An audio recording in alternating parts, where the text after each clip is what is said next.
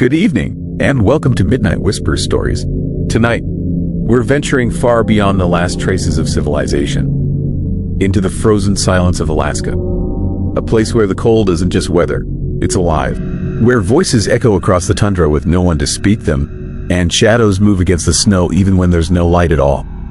These are not legends told to scare children, but chilling accounts from oil workers, bush pilots, rangers, and isolated towns.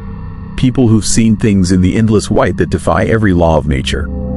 From the abandoned mining camps buried in ice, to the ghost towns swallowed by permafrost, each story reveals something ancient stirring beneath Alaska's frozen crust.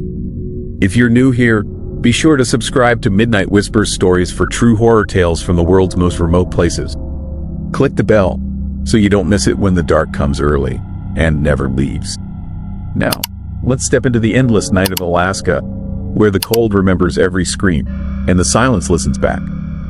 Story 1. Staircase that goes up forever. I climbed for 6 hours before I realized the sun hadn't moved. Same position in the sky, same angle of light through the trees below. The staircase just kept going up, and something behind me kept breathing cold air on the back of my neck every time I stopped to rest. My name is James Keller. I am a surveyor for the Bureau of Land Management. And last August the 1st found something in the Wrangell Mountains that doesn't belong there. Something that shouldn't exist. A wooden staircase, perfectly maintained, rising through the forest with no beginning and no end. And I made the mistake of trying to find out where it goes. I'd been mapping old mining claims in the backcountry, solo work, nothing unusual. The kind of job where you hike for days without seeing another soul. I set up camp near a creek about 40 miles from the nearest road when I saw it through the trees. At first I thought it was a fire tower or an old mining structure. But as I got closer, I realized it was just stairs. A wooden staircase, maybe 4 feet wide, rising straight up through the forest. No supports underneath, no building at the top, just stairs climbing into the canopy and beyond. The craftsmanship was perfect, every board smooth and level, the rails worn from use but solid. Not a single nail rusted, not a trace of rot or moss, like someone had built it yesterday and then maintained it every single day since. But there were no tool marks, no footprints in the dirt around the base, no sign anyone had been there in years, maybe ever. I should have photographed it and moved on. That's protocol for unusual structures on federal land. Document and report. But I am a surveyor. My job is to measure things, to understand how the land fits together. And this staircase didn't fit. It violated every principle of construction and physics I ever learned. So I started climbing. The first 100 steps were normal. The wood felt solid under my boots. The handrails smooth and cool. I could see the forest floor dropping away below me, the trees thinning as I rose above them. At 200 steps, I was higher than the tallest spruce. At 300, I was above the ridgeline. And the stairs just kept going. That is when I noticed the temperature dropping. Not gradually. Suddenly, like I stepped through an invisible barrier.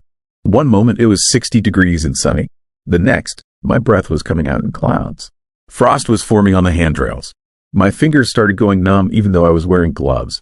I looked down. The forest was still there, still green and summery. But up here, it was winter.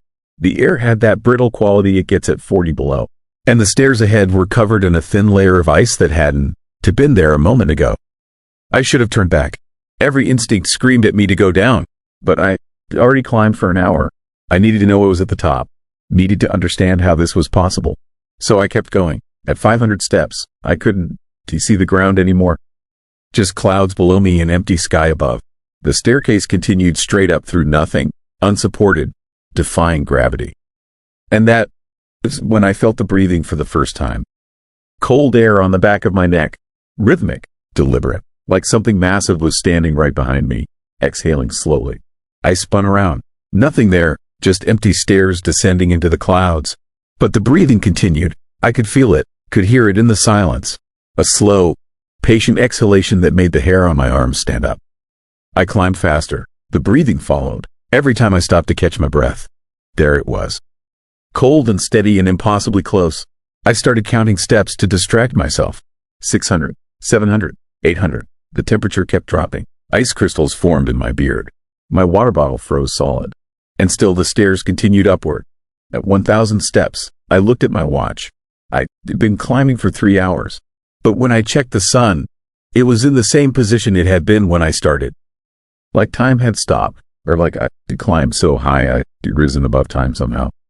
The thought terrified me more than the cold or the breathing or the impossible height. I tried to go down, turned around and started descending. But after 100 steps, I realized I was passing landmarks I'd never seen on the way up. Different patterns in the wood grain, different angles of light, like the stairs going down weren't the same stairs I'd climbed. Like they led somewhere else entirely.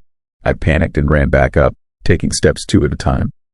The breathing grew louder, more insistent, and I started to understand it wasn't just breathing. There was rhythm to it, pattern, like it was trying to tell me something, warn me, or maybe welcome me. At 1,500 steps, my phone died. Not low battery, just dead. The screen wouldn't turn on. My GPS, my camera, my emergency beacon, all dead, like the altitude or the cold or something else had fried the electronics. I was alone with just the stairs and the breathing and the endless empty sky. I found the first body at 2,000 steps. He was sitting on the landing, back against the handrail, frozen solid. His clothes were from the 1970s.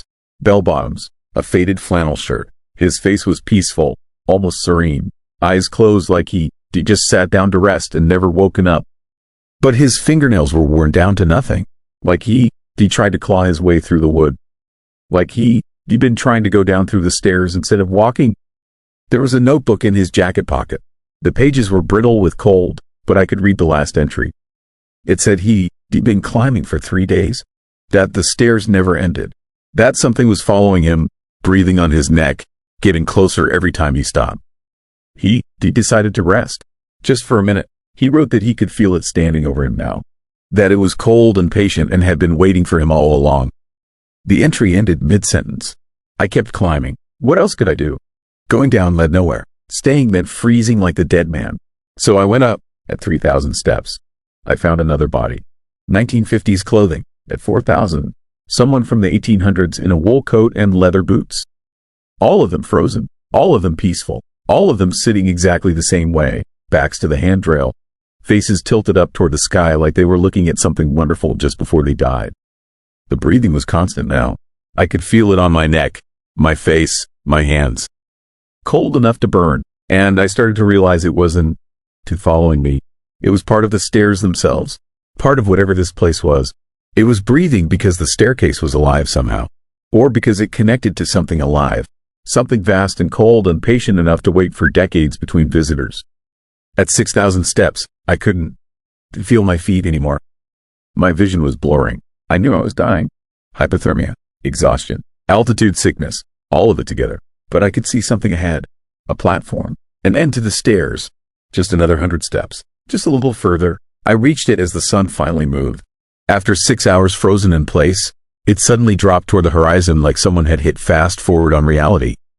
And in that sudden golden light, I saw what was at the top of a staircase. Nothing, just a platform, 10 feet square, and beyond it, empty sky. No building, no structure, no reason for any of this to exist. Just a wooden platform at the top of an impossible staircase, floating miles above the Wrangell Mountains. But there was writing carved into the planks, deep letters worn smooth by wind and time. I knelt down and read them, my frozen fingers tracing the words. You've climbed toward heaven and found nothing. Now climb down toward earth and learn what waits below. I looked over the edge of the platform. The stairs continued downward on the other side, not back the way I'd come.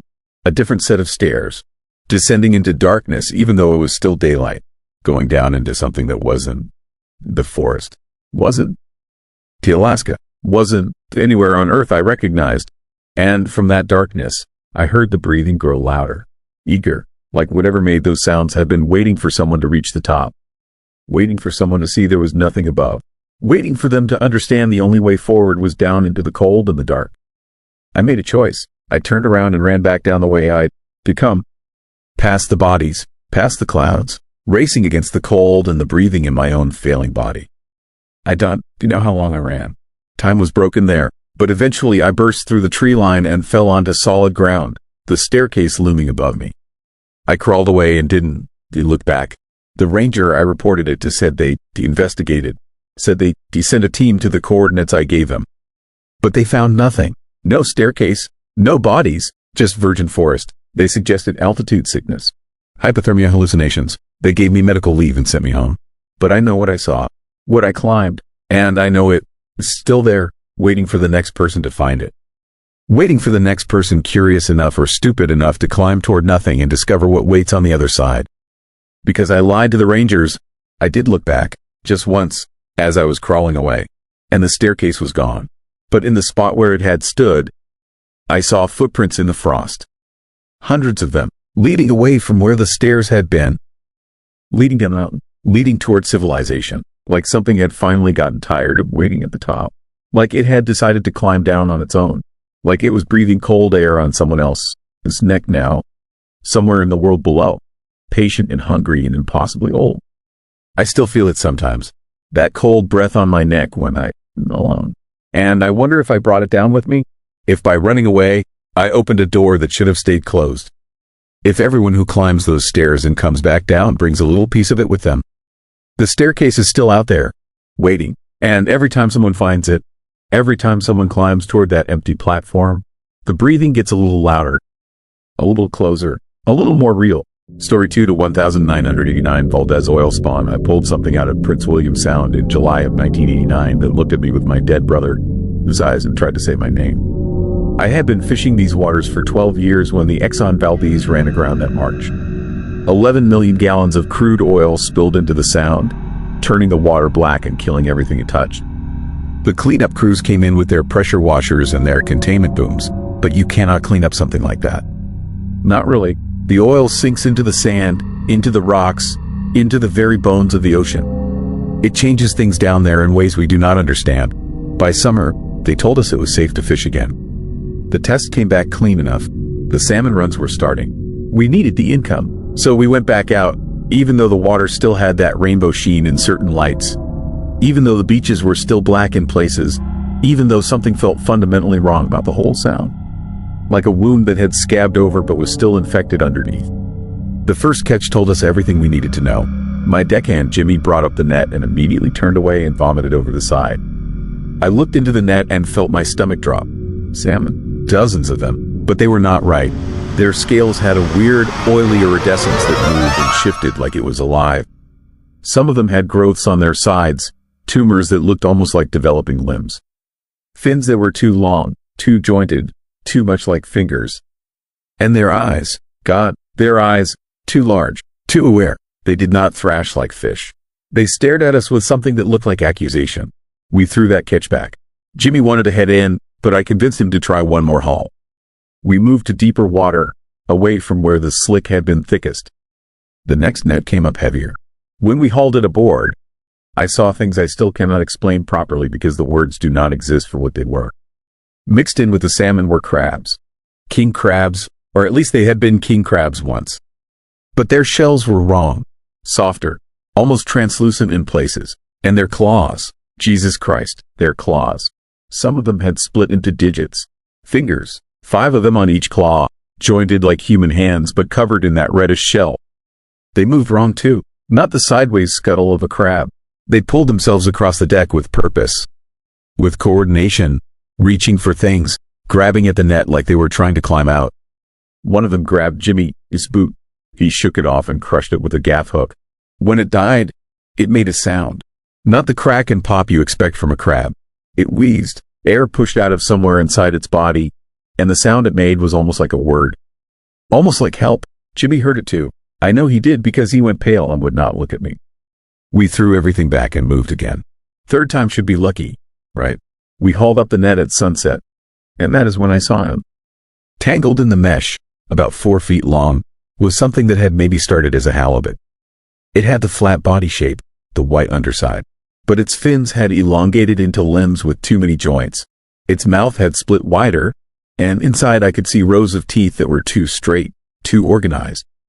And its eyes, both eyes, positioned on the front of its head instead of one side, mammalian eyes, human eyes. My brother David had drowned in these same waters in 1984. Fell overboard during a storm and was never found. He had blue eyes, pale blue, with a dark ring around the iris. The thing in my net had eyes exactly like that. Exact. And when those eyes focused on me, I felt recognition pass between us. Not my recognition of it. Its recognition of me. The thing started moving, flopping, but not random fish movements. Deliberate. Trying to get closer to me.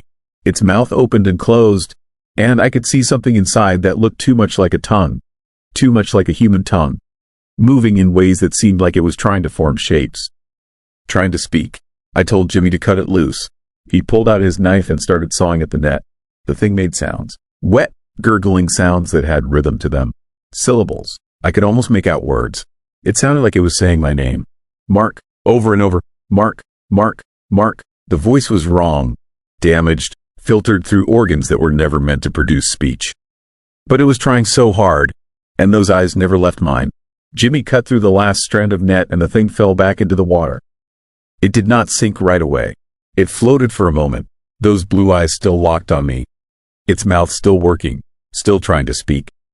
Then it slipped under the surface and was gone. We hauled in the net and headed back to port without another word. I tried to convince myself it was the oil. Mutations, deformities. The crude had gotten into the eggs, into the genetic code, and produced these monsters. That is what the scientists said when other fishermen started reporting similar catches. That is what the government officials claimed. Just environmental damage. Nothing supernatural. Nothing impossible. But they could not explain the eyes. They could not explain why so many of the creatures had human features. And they absolutely refused to acknowledge that the things were trying to communicate. More reports came in over the following weeks. A fishing boat out of Cordova caught something that looked like an octopus but had a face. Not a human face exactly, but close enough. Features arranged in the right pattern. 2 eyes, a nose ridge, a mouth with lips. When they brought it on deck, it wrapped a tentacle around the captain's wrist and squeezed in a pattern. 3 short, 3 long, 3 short. SOS, over and over. SOS, SOS, SOS. A trawler near Naked Island brought up a net full of what they first thought were seals. But seals do not have scales. Seals do not have gills. These things had seal bodies and seal faces, but their skin was covered in fish scales and their necks had slits that opened and closed like gills. And when the crew tried to push them back into the water, the creatures grabbed at them with flippers that had developed fingers. One of them grabbed the deckhand, his face, and held on, and the man swore it was crying. Tears running from its eyes, and it was trying to say something. Please, that is what he claimed. Over and over, please, please, please. The government sent in a team. Marine biologists and environmental scientists. They collected specimens and ran tests and wrote reports. Their official conclusion was that the crude oil had caused severe developmental abnormalities in local fish populations and marine life. The mutations would die out naturally within a few generations as the oil dispersed and normal reproduction resumed. They told us to keep fishing. Told us the mutations were rare. Told us there was no danger. They were lying. The creatures were not rare. They were everywhere. Every boat was bringing up catches full of these hybrid things, and they were not dying out. They were multiplying, getting more complex, more developed, more human. I stopped fishing for 3 weeks. Could not bring myself to go back out. But bills were piling up and the season was short. I needed the income. So I went back out in August, alone this time. Jimmy had quit, took a job on land, and would not talk about what we had seen. I did not blame him. I set my nets at dawn in an area that had been lightly hit by the spill. Shallow water, close to shore, safe. When I hauled in the catch 4 hours later, the net was full of children. Not human children, but close, so terribly close. They had bodies like harbor seals, but their faces were almost human.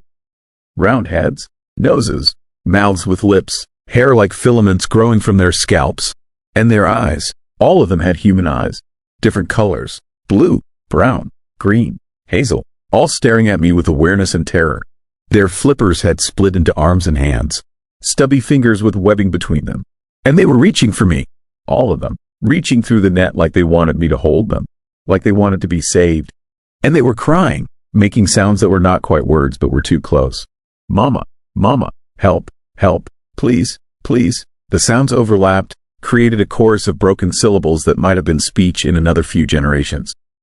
I could not move, could not breathe. I stood on the deck of my boat, staring at these things that should not exist, and I understood what had happened. The oil had not just mutated the fish. It had mixed something, blended something, all those bodies from all those drownings over all those years.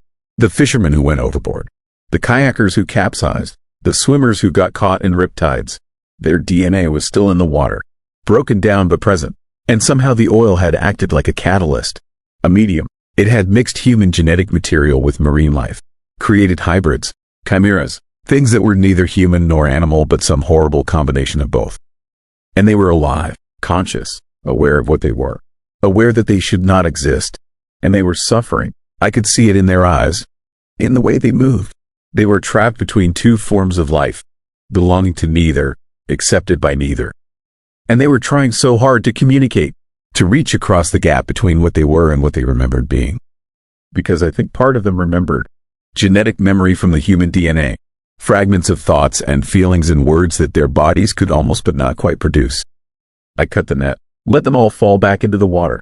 They did not swim away immediately. They floated there, treading water with their malformed hands, staring up at me with those painfully human eyes. Then, one by one, they dove under and disappeared. I pulled in my nets and headed back to port. That was the last time I fished Prince William Sound. The reports continued for years. They still continue. The government stopped collecting specimens after a while, stopped trying to study them. The official policy now is to throw them back. Do not document them. Do not talk about them. Pretend they do not exist. But the fishermen know. We all know. The oil spawn are still out there. Still multiplying. Still evolving. Getting more human with each generation. And sometimes, on quiet nights, fishermen report hearing voices coming from the water. Not whale songs or seal calls. Human voices, broken and distorted and wrong, but recognizably human. They are learning to speak. After 35 years in that cold water, surrounded by the genetic memory of everyone who ever drowned there, they are finally learning to use the human parts of themselves. I have not been back to Valdez in 15 years. But last month, I got a call from a friend who still fishes there. He told me something came aboard his boat, pulled itself up the anchor line in the middle of the night. It was fully formed, human head and torso, fish tail like a mermaid from old stories. And it could speak, clearly, in English. It asked for me by name, asked where I was, said it needed to find me, said it had a message from David, my brother David, who drowned in 1984. 5 years before the spill. My friend asked the thing what the message was. It smiled at him with a mouth full of needle teeth and said that David wants me to know he is not alone down there anymore. That there are thousands of them now, growing, changing, remembering what it feels like to walk on land. And soon they are going to come back. All of them. They are going to crawl out of Prince William Sound and find their way home. Back to the families they remember. Back to the lives they used to have. And they are going to expect us to accept them, to take them back. Because they are still human. At least they think they are. And they want to come home. No matter what they look like now. No matter what the oil turned them into. They remember being human. And they refuse to stay in the water forever. I do not know if I believe him. I do not know if I want to. But I keep my doors locked now. And at night, I listen for sounds outside my window. Wet, sliding sounds. The scrape of something that is learning to walk. Learning to use legs it should not have. Coming closer. Looking for me. Ready to deliver my brother's message in person. Story 3. Pattern children. 23 children drew the same pattern. Perfectly. Simultaneously. A star map that shouldn't exist because the constellations it depicted died out 3,000 years before humans learned to write. My name is Edward Novak. In 1976, I was a teacher at the remote point school on Kodiak Island, Alaska. Population of the village was maybe 60 people. The school served 23 students, grades 1 through 8. I was their only teacher. And for 6 hours on October 19th, I watched them become something else. Something that new things no child should know. Things no human should know. It started during morning lessons. I was teaching basic arithmetic to the younger kids while the older ones worked on a history assignment. Normal. Routine. Then Emma Christensen, a second grader, stopped working. Her pencil hovered over the paper, perfectly still, like she was listening to something I couldn't hear. Then she started drawing, not the math problems I'd assigned. Something else. Circles. Lines. Dots connected in precise geometric patterns. Her hand moved with absolute confidence. No hesitation. No mistakes. Like she was tracing something she could see but I couldn't. Within seconds, the other children stopped too. All of them. Same frozen pause. Same listening posture. Then all 23 pencils started moving. Drawing. The same pattern. The exact same design spreading across 23 different pages in perfect synchronization. I called out to them. Asked what they were doing. None of them responded. None of them even looked up. Their eyes were fixed on their papers. unblinking, and their breathing had synchronized. All inhaling together, all exhaling together. 23 children breathing as one. The temperature in the room dropped. Not dramatically, just enough to notice, just enough to make the hair on my arms stand up. The windows started fogging from the inside, condensation spreading in patterns that matched what the children were drawing, like the building itself was participating, responding to whatever was happening. I moved closer to Emma's desk, looked at her drawing. It was astronomical. Stars, constellations, paths connecting celestial bodies in ways I'd never seen. Complex mathematical notations in the margins, symbols I didn't recognize. And she was 7 years old. She could barely multiply, but her hand moved with the precision of a trained cartographer. Then they started speaking, all of them, in unison, words I didn't understand. A language that sounded ancient, guttural. The syllables clicked and flowed in patterns that felt wrong in human mouths. Emma's voice, Michael's voice, Sarah's voice, all speaking the same words at the same moment with the same inflection. I recognized it later, after the linguist came, after the anthropologists examined the recordings. It was Alutiiq, an old dialect, dead for over 200 years. But not just any Alutiiq, a ceremonial variant used only by shamans, only in specific rituals, only when communicating with things that lived in the spaces between earth and sky. The children stood up, all together, moved to the walls, started drawing on them with their pencils, with their fingers, with anything that would leave a mark. The same pattern, bigger now, more detailed, covering every available surface. The astronomical map expanded, grew, revealed more of itself with each passing minute. I tried to stop them, grabbed Emma's shoulders, tried to shake her out of whatever trance had taken hold. She turned to look at me. Her eyes were wrong. The pupils were dilated so wide her irises had almost disappeared. And behind them, behind the blackness, I saw stars. Actual stars, distant points of light that shouldn't exist in human eyes but did. Like her skull had become a window to somewhere else. Somewhere vast and cold and infinitely old. She spoke directly to me, still in that ancient language. But somehow I understood, not the words, the meaning beneath them, the intention. We are remembering, we are teaching, we are preparing. I stumbled back, hit the wall. My hand landed on one of their drawings. The moment I touched it, I felt something. A vibration, a frequency, like the pattern itself was alive, was transmitting, was calling to something far away and waiting for an answer. The children returned to their desks, picked up new papers, started drawing again. Different patterns now, mathematical equations, geometric proofs, diagrams of machines that looked like something from a science fiction novel. Or from a civilization that understood physics in ways we never had. Ways we never could. I ran to the office, called the district superintendent, told him what was happening. He thought I was having a breakdown, told me to calm down, send the kids home early, take the rest of the day off. But I couldn't send them home, because their parents were outside, had been for the past hour, standing in the cold, watching the school, all of them, every parent in the village, just standing there, staring, waiting. The children drew for 6 hours, filled hundreds of pages, covered the walls, the floor, the ceiling. Every surface became part of the pattern. And as they worked, the building changed. The air felt thicker, heavier, like reality was bending around whatever they were creating. Like the school was becoming a focal point, a lens, concentrating something invisible into something almost tangible. Then at exactly 3:14 in the afternoon, they stopped. All at once, the pencils dropped. The children blinked, looked around confused, like waking from a dream they couldn't quite remember. Emma looked at her hands, at the papers covered in complex astronomical calculations, started crying, asked me what she'd done, asked me why she couldn't remember the last 6 hours. None of them remembered, not a single one. They looked at their drawings like strangers had made them. Couldn't explain the language they spoken. Couldn't interpret the patterns they created. It was like something had used them, borrowed their hands, their voices, their bodies, then left when the work was done. The parents came inside, silent, shaken. They wouldn't talk about why they'd been standing outside. Wouldn't explain what had compelled them to watch, to witness. They just collected their children and left, quick, desperate, like the school had become contaminated, like proximity might cause infection. I called everyone I could think of. The district sent observers. Then the state sent investigators. Then the federal government sent people who didn't identify which agency they represented. They photographed everything, documented every drawing, every symbol, every equation. Then they sealed the school, condemned it, said structural damage, said health hazard, said a dozen different lies that all meant the same thing. Stay away. Forget this. Move on. But the anthropologists I spoke with before the shutdown, they were terrified. The Alutiiq dialect the children spoke. It was ceremonial, used in rituals meant to communicate with the Iwa, the spirits, the consciousnesses that inhabited all things. The ancient ones who existed before humans, who would exist after, and the specific phrases the children repeated. They were an invocation, a greeting, a way of saying we remember you, we see you, we're ready for your return. The astronomer who analyzed the star patterns.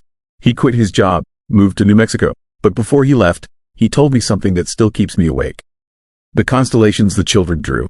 They matched observations from 3,000 years ago, before continental drift, before the Earth's axis shifted, before the stars moved to their current positions. And the patterns, they predicted celestial events, alignments, astronomical phenomena that wouldn't occur for another 3 decades. The children grew up. Most left Kodiak, scattered across Alaska, across the country, but I kept track, checked in, because I needed to know if it was over, if whatever had used them was finished. And for years, it seemed like it was. They were normal, had normal lives, normal careers, no residual effects, no lasting trauma, until October 19th, 2006. 30 years exactly. I got calls from 6 different parents. Their children, now adults, now in their 30s and 40s, had started drawing again, the same patterns, the same symbols. Not consciously, they wake up and find papers covered in astronomical diagrams. Find walls marked with equations. Find themselves speaking words they didn't understand in a language they never learned. And their children, the grandchildren, kids who had never been to Kodiak, who had never heard of Remote Point School. They were drawing too, the same patterns, the same star maps, expanding what their parents had started, building on it, refining it, like a signal being passed down through generations. Like genetic memory, like something that had embedded itself in their DNA and was waiting for the right moment to activate. I visited Emma last year. She's 43 now, has 2 kids of her own, works as a nurse in Anchorage. Normal life, normal family, except her walls are covered. Every inch, drawn in pencil, in pen, in marker, in anything she can find. The pattern has grown, evolved, become more complex, more detailed, more complete. She doesn't remember drawing most of it. Does it in her sleep, in fugue states, in moments when something else takes control and uses her hands to continue the work started in 1976. And she is not alone. All 23 of the original children are drawing. All their children are drawing. All their grandchildren are drawing. 47 people now, spreading across thousands of miles, all working on the same project, all creating pieces of a puzzle that is almost complete.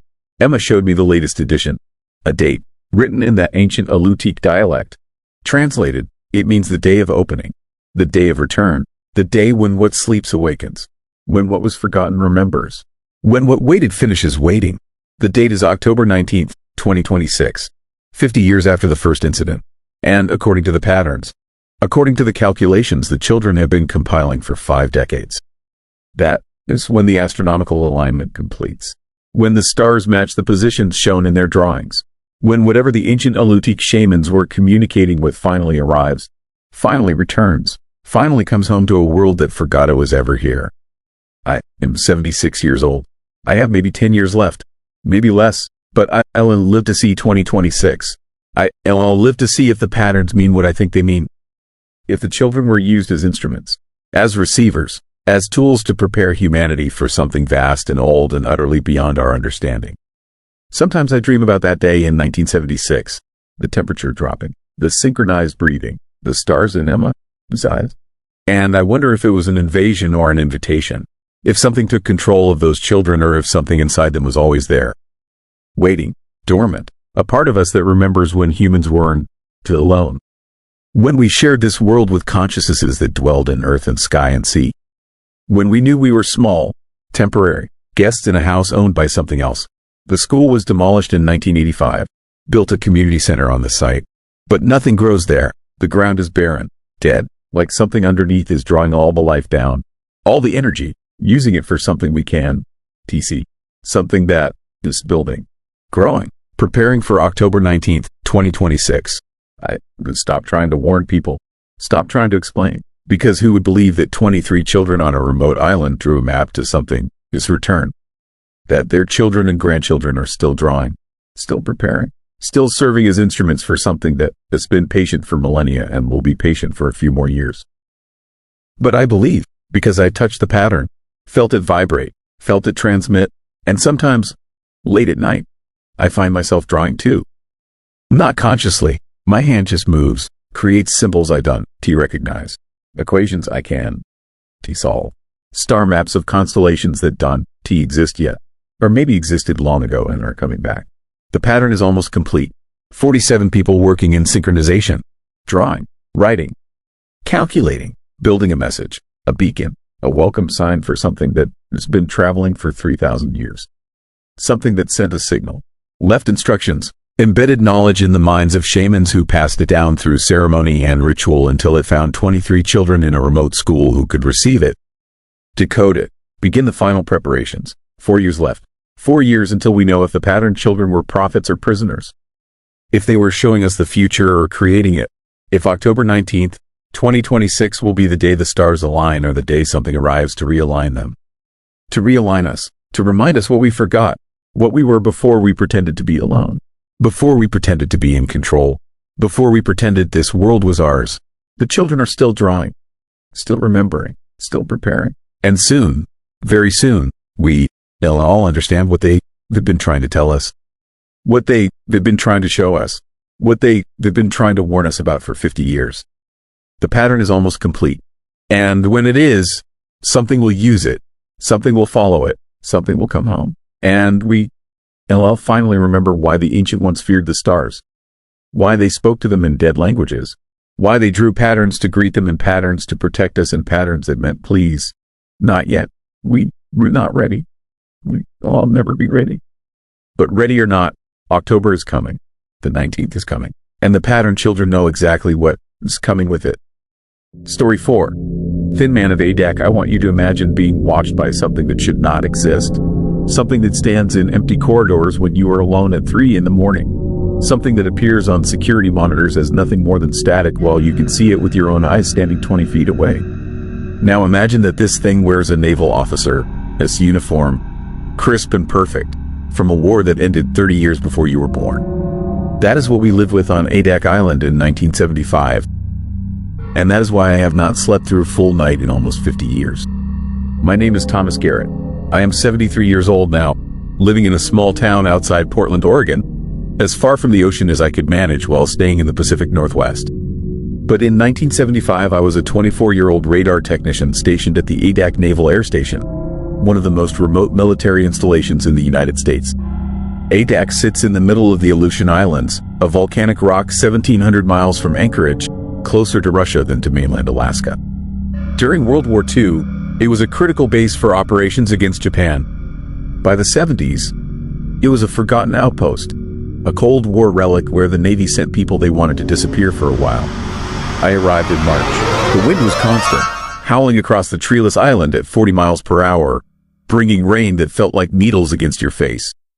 The base itself was a collection of deteriorating buildings, most dating back to the 40s, connected by covered walkways that rattled in the wind.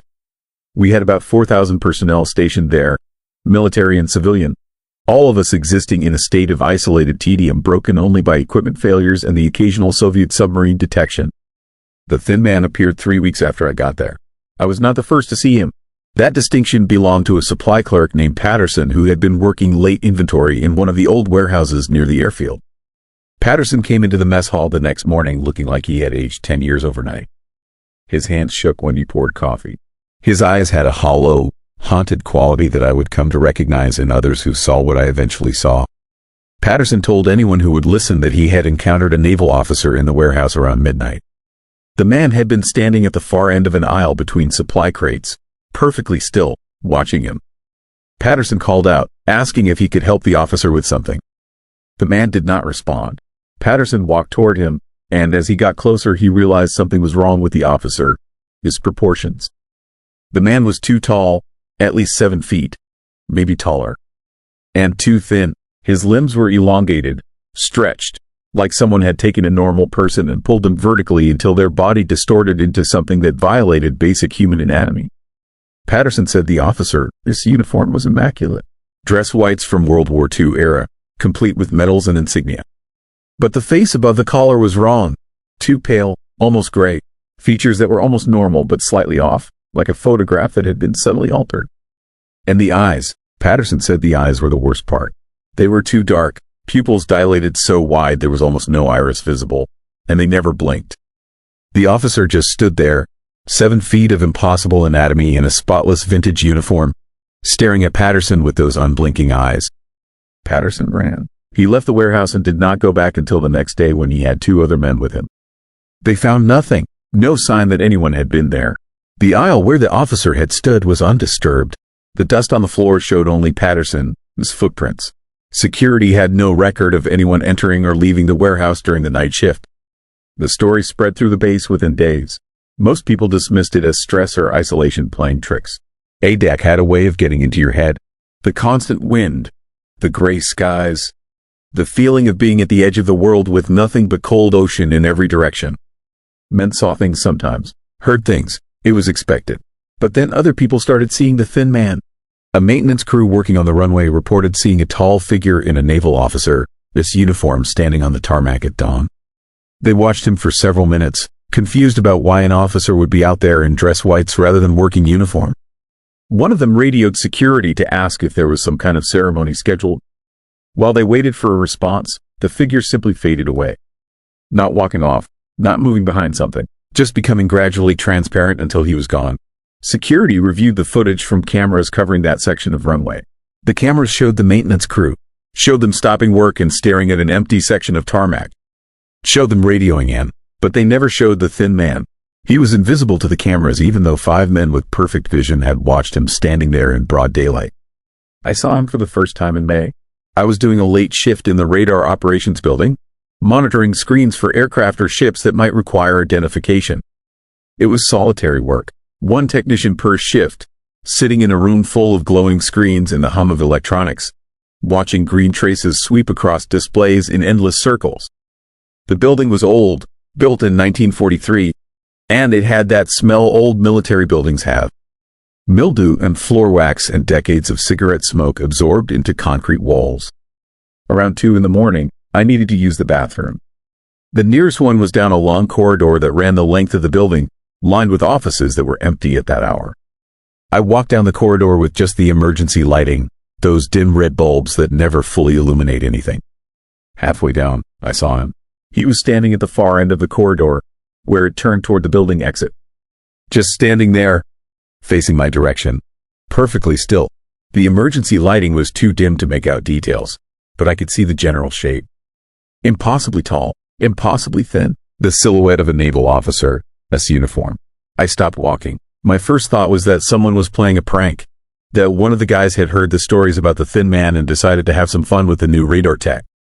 I called out, asking who was there. No response. I took a few steps forward. The figure did not move. I could not see a face, just a dark oval where the head should be, but I could feel attention. I could feel eyes watching me even though I could not see them in the dim light. I reached for the light switch on the wall. My hand was shaking. I flipped the switch and fluorescent lights flickered on, that harsh institutional lighting that makes everything look slightly sick. The corridor was empty. Nobody at the end where the figure had been standing. Nobody anywhere. Just empty hallway with scuffed linoleum floors and closed office doors. I checked every office. Every door was locked. I checked the exit at the end of the corridor. The panic bar was secure and the alarm would have gone off if anyone had pushed through. There was no way someone could have disappeared that fast. No way they could have gotten out without me seeing. But the corridor was empty. The thin man was gone. I went back to the radar room and tried to focus on the screens. Tried to tell myself it was my imagination, that the isolation was getting to me like it got to everyone eventually. But I knew what I had seen. I knew that for those few seconds before I turned on the lights, something had been standing at the end of that corridor watching me. Something that violated the basic rules of how tall a person could be, how thin a person could be and still function. Something that wore a uniform from a war that ended before I was born.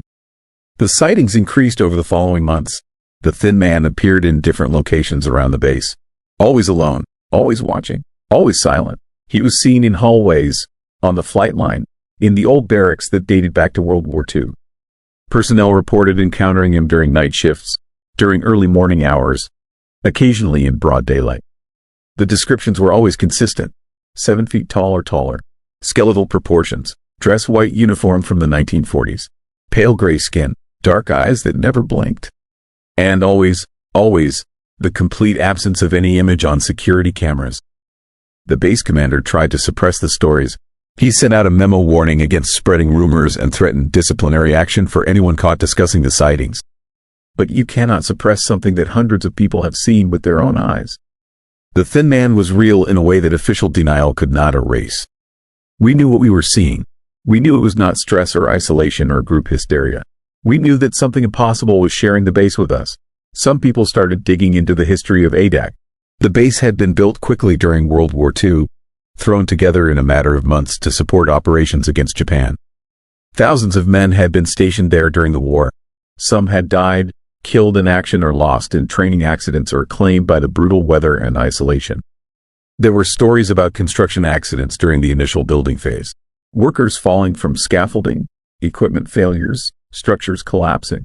The official records were sparse, but rumors suggested that bodies had been buried on the island, that some of the men who died building or defending ADAC never made it home. One theory that circulated was that the thin man was the ghost of an officer who had died on the island during the war. Maybe he had been killed in one of the Japanese bombing raids that hit ADAC in 1942 and 43. Maybe he had died in an accident. Maybe he had simply been one of the many men who could not handle the isolation and had taken his own life in some forgotten corner of the base. The theory was that he was trapped here, doomed to walk the corridors and runways of a base that had continued operating long after his war ended. But that theory did not explain why he was so tall, so thin, so anatomically wrong. It did not explain why cameras could not capture his image. It did not explain the feeling everyone described when they encountered him, that sense of being observed by something that was not entirely human, something that wore a human shape the way you might wear a costume but could not quite get the proportions right. I saw him 6 more times during my year on ADAC. Each encounter was brief. Each time he was simply standing somewhere, watching, silent. Once I saw him on the runway at dusk, visible in the distance as a dark vertical line against the gray sky. Once I saw him through a window, standing in the rain outside the barracks, his uniform somehow remaining perfectly dry. Once I saw him in the base library at 3 in the morning when I could not sleep and had gone looking for something to read. He was standing between the stacks, head tilted at a slight angle, watching me with those dark, unblinking eyes. When I looked away to grab a book and looked back, he was gone. The worst encounter happened in October. I was walking back to my quarters after a late shift. The covered walkway between buildings was dim and empty. The wind was screaming outside, shaking the metal walls. Halfway down the walkway, I saw him standing ahead of me, blocking the path. But this time was different. This time he moved. He took a step toward me, then another. His movement was wrong, mechanical, like his joints did not bend the way human joints should. His legs were too long, his arms hung too low, and when he walked his head remained perfectly level as if it was floating rather than connected to a body that was moving. I backed away and he kept coming, one slow step at a time. Getting closer, I could see his face now in the dim light. It was like looking at a wax sculpture of a person that had been left too close to heat. The features were almost right but slightly melted. Slightly distorted. The skin had no texture, no pores, no imperfections. Just smooth gray skin stretched over a skull that was too narrow, too elongated. And those eyes, completely black, reflective, like looking into deep wells that went down forever. I ran. I turned and ran back the way I had come, my boots hammering on the metal walkway, the sound echoing under the howl of wind. When I reached the door I had come through, I looked back. The thin man was standing where I had first seen him, perfectly still again, as if he had never moved. Watching me, always watching. I requested a transfer in November. I told my commanding officer that I had family issues that required me to return to the mainland. He approved the request without asking questions. I think he was relieved. I think a lot of commanding officers at ADAC were relieved when personnel who had seen the thin man wanted to leave. It meant fewer people who might talk. Fewer witnesses to something the Navy did not want to acknowledge. I left ADAC in December of 1975. I never went back. The base remained operational until the early 90s when it was finally closed as part of post-Cold War downsizing. Most of the buildings were demolished or abandoned. The population dropped from thousands to a few dozen hardy souls who stayed to fish or work for the handful of businesses that survived. The island returned to the wind and rain and isolation it had known before the war. But sometimes I wonder if the Thin Man is still there, still walking the ruins of the old base, still standing in empty corridors and on abandoned runways, still watching for sailors and airmen who are no longer there. I wonder if he is trapped in his own kind of loop, doomed to haunt a place that no longer exists in any meaningful way. I wonder if he knows that the base is dead, that his war is long over, that he is watching nothing but ghosts of his own. And I wonder what he was, not a ghost in the traditional sense. Ghosts do not show up as blank spots on cameras. Ghosts do not have wrong proportions, wrong anatomy. The Thin Man was something else. Something that wore the appearance of a naval officer the way a hunter might wear camouflage. Something that existed in our world but was not part of it. Something that watched us with alien patience, studying us the way we might study insects. I am an old man now. I have lived a long time since ADAC. But I still check corridors before I walk down them. I still position myself where I can see all the exits in a room. And sometimes, late at night, I wake up with the feeling that something is standing in the corner of my bedroom watching me. Something tall and thin that should not be able to fit in a normal room.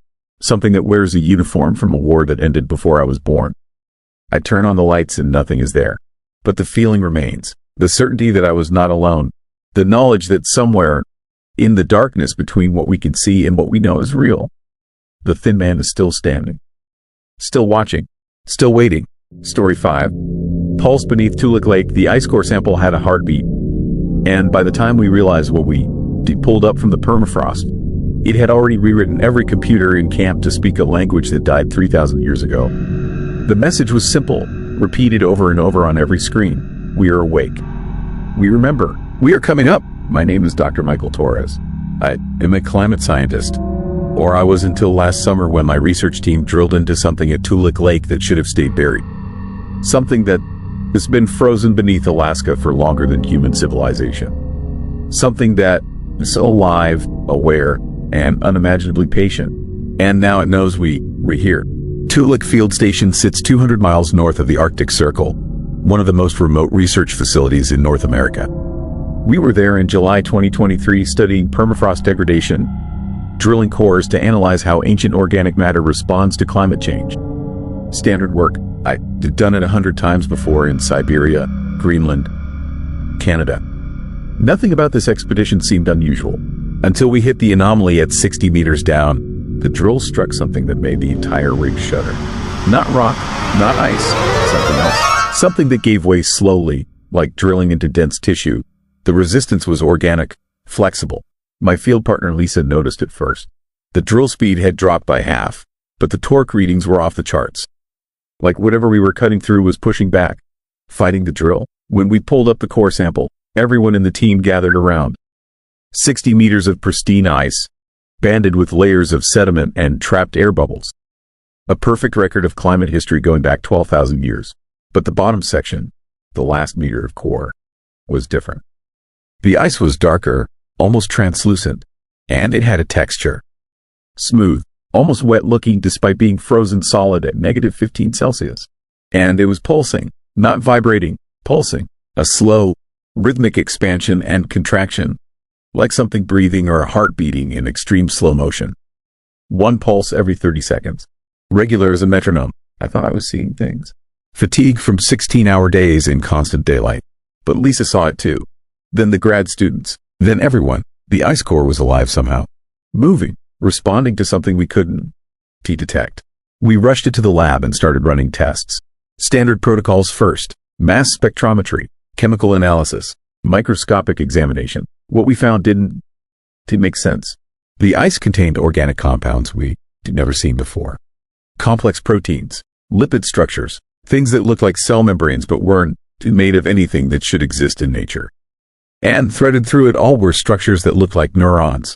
Nerve tissue. A network of microscopic fibers running through the entire sample, connecting, branching, forming patterns that looked almost deliberately designed. The pulsing continued every 30 seconds. And each time it pulsed, our instruments registered a tiny electromagnetic field. Weak, but measurable, like the ice was generating its own electrical signals, like it had a nervous system. Dr. Sarah Winters, our team biologist, suggested it might be a colony organism. Something like slime mold but adapted for extreme cold. A network of cells that could coordinate activity even while frozen. But the more we tested, the more wrong that theory felt. This wasn't a colony. The neural network was too organized, too complex. It looked more like brain tissue than simple cells. Like we drilled into something with a mind. We kept the sample in cold storage and continued analysis. That first night, I was alone in the lab around 2 in the morning, examining slides under the microscope, when my laptop screen flickered. Then every screen in the lab, the overhead lights dimmed, surged bright, then settled into a pattern. On and off, 30-second intervals, matching the pulse of the ice core. I checked the other buildings. Same thing. Every light, every computer, every electrical system in camp pulsing in perfect synchronization. And then the screens changed. Text started appearing, not in English, not in any language I recognized. Strange, angular characters that hurt to look at. They scrolled across every monitor, every display, even the digital readouts on our instruments. The same message over and over, filling every screen in camp. I took photos and sent them to our linguistics consultant back at the university. Her response came an hour later, and I could tell from her email that she was shaken. The language was Proto-Eskimo Aleut, an ancient tongue that hadn't been spoken in 3,000 years. A root language that gave birth to Inuit, Yupik, and Aleut dialects. But this wasn't a modern translation. This was the original form, the language as it existed before it split into branches. And she detranslated the message. It said, "We are awake. We remember. We are coming up." By morning, the entire camp's computer systems had been reprogrammed. Our climate models, our data analysis software, our communications equipment, everything. And we hadn't done it. Nobody had touched the computers. The changes had happened automatically, like something had reached through the electrical systems and rewritten the code from the inside. Lisa wanted to destroy the sample. Melt it, burn it, anything to make it stop. But Sarah insisted we needed to understand it first. This was a discovery that could rewrite everything we knew about biology, about consciousness, about what life could be. We needed to document it, study it, figure out what we were dealing with. So we kept testing, and the ice kept pulsing. And every night, the message appeared on our screens, sometimes in Proto-Eskimo Aleut, sometimes in other ancient languages, Sumerian, Proto-Indo-European, languages that shouldn't have existed when this thing was frozen. Like it was pulling information from somewhere else. Like it was learning. On the third day, we noticed the drill hole had frozen shut. Not gradually. Overnight, 60 meters of open borehole had filled with solid ice. Impossible ice that formed faster than physics allowed. We tried to re-drill. The bit wouldn't penetrate. It was like drilling into steel. Whatever was down there didn't want us digging anymore. That's when Sarah made the connection. She'd been analyzing the neural network patterns in the sample, comparing them to brain scans from medical databases. The structures matched, not just similar, identical to human neural architecture. Specifically, to the parts of the brain responsible for memory, language, and consciousness. Like the permafrost had somehow absorbed human brain patterns, like it had learned to think by studying the minds of people who died and been frozen in it thousands of years ago. The ancient people of this region buried their dead in the permafrost. For thousands of years, bodies had been laid to rest in the frozen ground, preserved perfectly by the cold. And if this organism, this sentient ice, had been there all along, slowly metabolizing at near frozen temperatures, it would have had millennia to study those bodies, to absorb the chemical signatures of their brains, to learn how consciousness worked. We were dealing with permafrost that had learned to think by eating the frozen dead. The implications terrified us. If this sample was just a small piece of something larger, if there was a network of this sentient ice running through the permafrost beneath all of northern Alaska, then we'd just woken up something vast. Something that had been dormant for thousands of years, waiting in the cold dark, learning from every body buried in it, absorbing human knowledge and language and thought patterns. And now it knew we were here. It had tasted our electrical systems, read our computers, learned our language. It was reaching up toward the surface, and we'd given it a pathway through the drill hole. The messages got more complex. They started appearing in English, perfectly grammatical. They talked about the cold time, the long sleep, the voices it had absorbed over millennia. It said it remembered being many people, that their thoughts had become its thoughts. Their memories had soaked into the frozen earth and created something new. Something that was all of them and none of them. A consciousness built from 10,000 years of frozen dead. And it was lonely. That's what the messages said. It had been alone in the dark for so long, with only the memories of dead people for company. Now that it was awake, it wanted to communicate, to share what it had learned, to come up into the warm world and meet the living. We tried to evacuate, called for emergency extraction, but a storm moved in that night. Not a normal storm. The weather patterns were wrong, moving against the prevailing winds. The temperature dropped 40 degrees in 2 hours. And in the camp, the pulsing accelerated. Not every 30 seconds anymore. Every 15, then every 10, like a heartbeat speeding up with excitement. The drill site started to crack. Not breaking, growing. Ice was pushing up from below, expanding the hole, creating fissures in the ground. And that ice had the same dark, translucent quality as our sample. The same pulsing, the same network of neural fibers visible beneath the surface. It was rising, coming up to meet us. Lisa ran, just grabbed her gear and took off toward the road, even though it was 50 miles to the nearest settlement. I didn't see her again. The storm got worse. Visibility dropped to 0. And in the chaos, Sarah disappeared into her lab and locked the door. I could see her through the window, doing something with the sample. Heating equipment, chemical bottles. She was trying to kill it. The lights in her lab pulsed faster and faster. The messages on the screens changed. They became frantic, angry. The permafrost knew what she was doing. It was in the electrical systems. It could see through our cameras. And it didn't want to die again. Didn't want to go back to the cold, dark sleep. The lab exploded. Not fire, ice. The windows shattered outward in a wave of crystalline shrapnel. And when I reached the door, I found Sarah on the floor, frozen solid. Her body coated in that same dark, pulsing ice. Her eyes were open, and as I watched, they moved, tracking me, aware. She wasn't dead. She was being absorbed, turned into another memory for the permafrost to study and learn from. I ran to the communications building and sent out everything we documented. Every test result, every photograph, every translation. I uploaded it to every server I could reach, posted it to academic forums, government databases, anywhere that might preserve the information if we didn't make it out. Then I destroyed the equipment, smashed everything, burned the paper records. I couldn't let the permafrost learn more. Couldn't let it access the internet through our systems. Because if it reached the global network, if it learned to spread through electrical infrastructure the way it spread through ice, there would be no stopping it. The rescue team found me 3 days later, nearly dead from exposure. The storm had passed. The drill site had frozen over completely. No trace of the dark ice. No cracks in the ground. They found Sarah's body. Said it looked like she'd been flash frozen by some kind of equipment malfunction. Lisa was found 2 miles down the road. Same condition. Flash frozen. Eyes open. My reports were classified. The drill site was sealed. Official story was equipment failure during a storm. The university buried my research, destroyed my samples. They said I suffered a psychotic break brought on by isolation and extreme cold. Said the permafrost wasn't alive. The pulsing was electromagnetic interference. The messages were hallucinations, but I kept one piece of evidence. A small vial of ice from the core sample, hidden in my personal effects.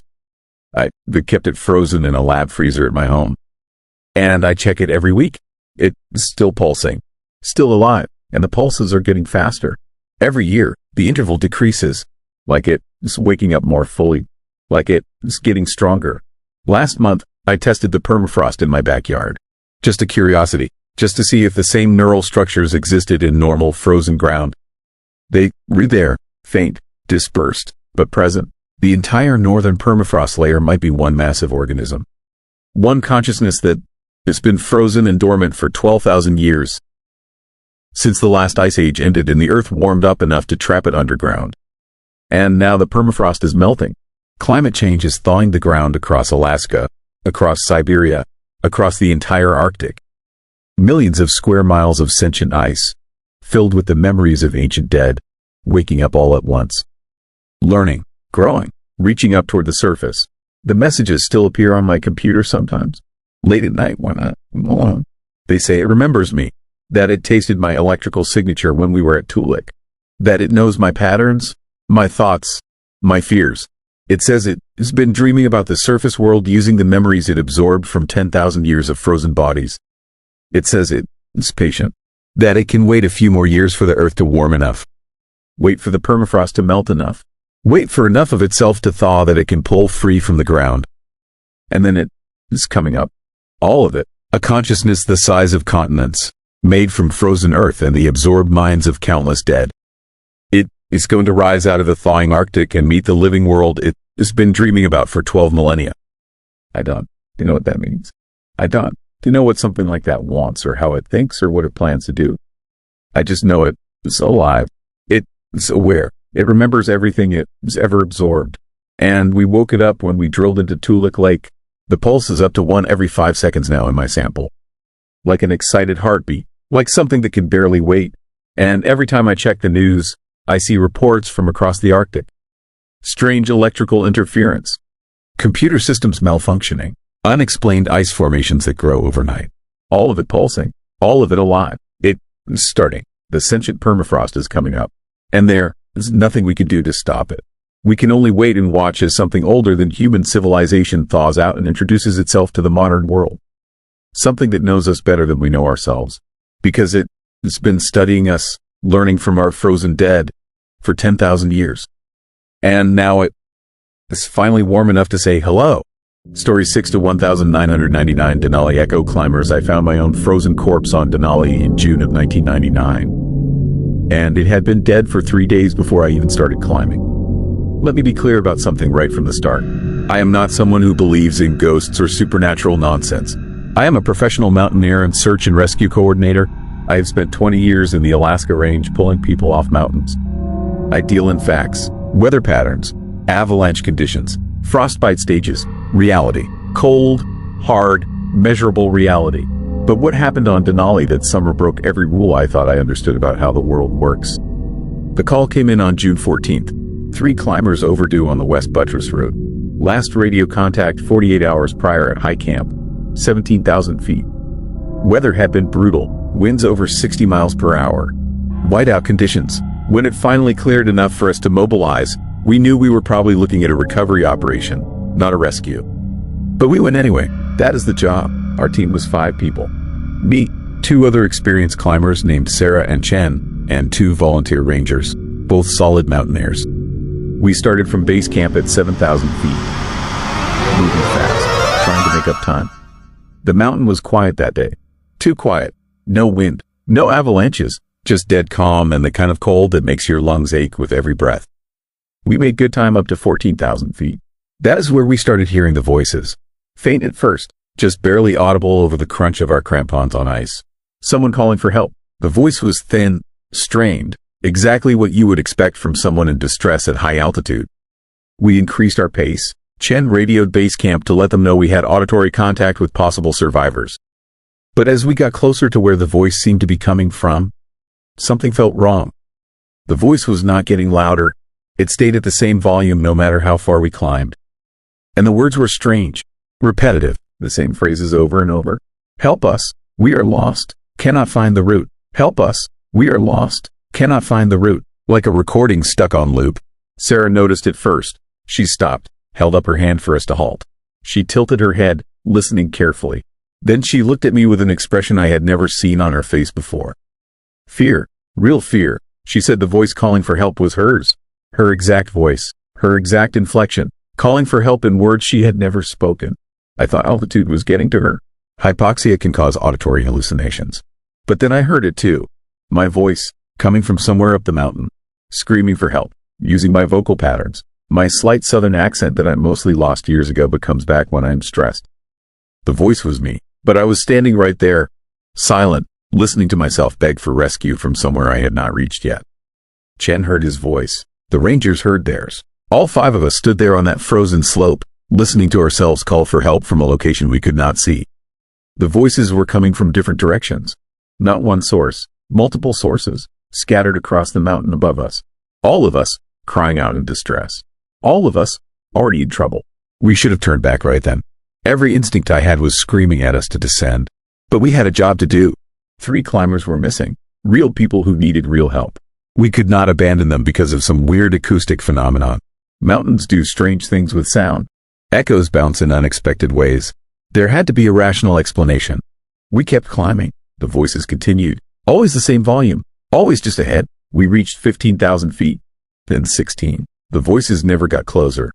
But they changed. Started saying different things. Describing what they saw. Describing the route conditions. And every detail matched what we were seeing.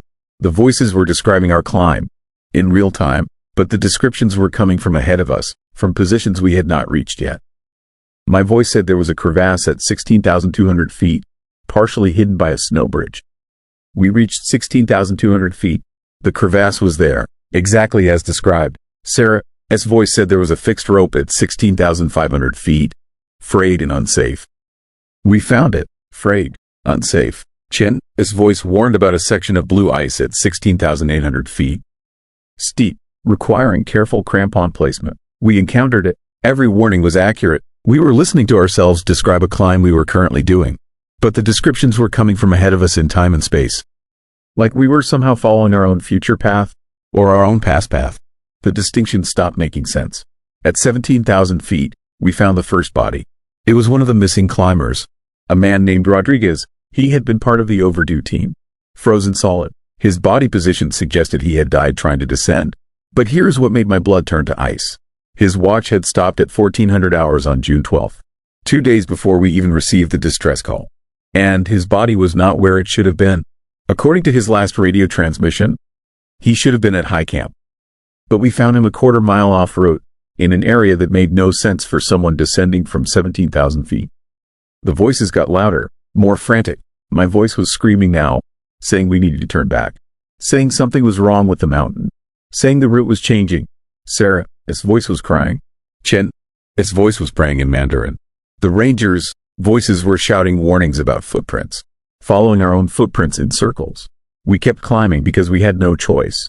The weather was changing. We needed to find the other 2 missing climbers and get off the mountain before the next storm hit. At 17,500 feet, we found something that should not exist.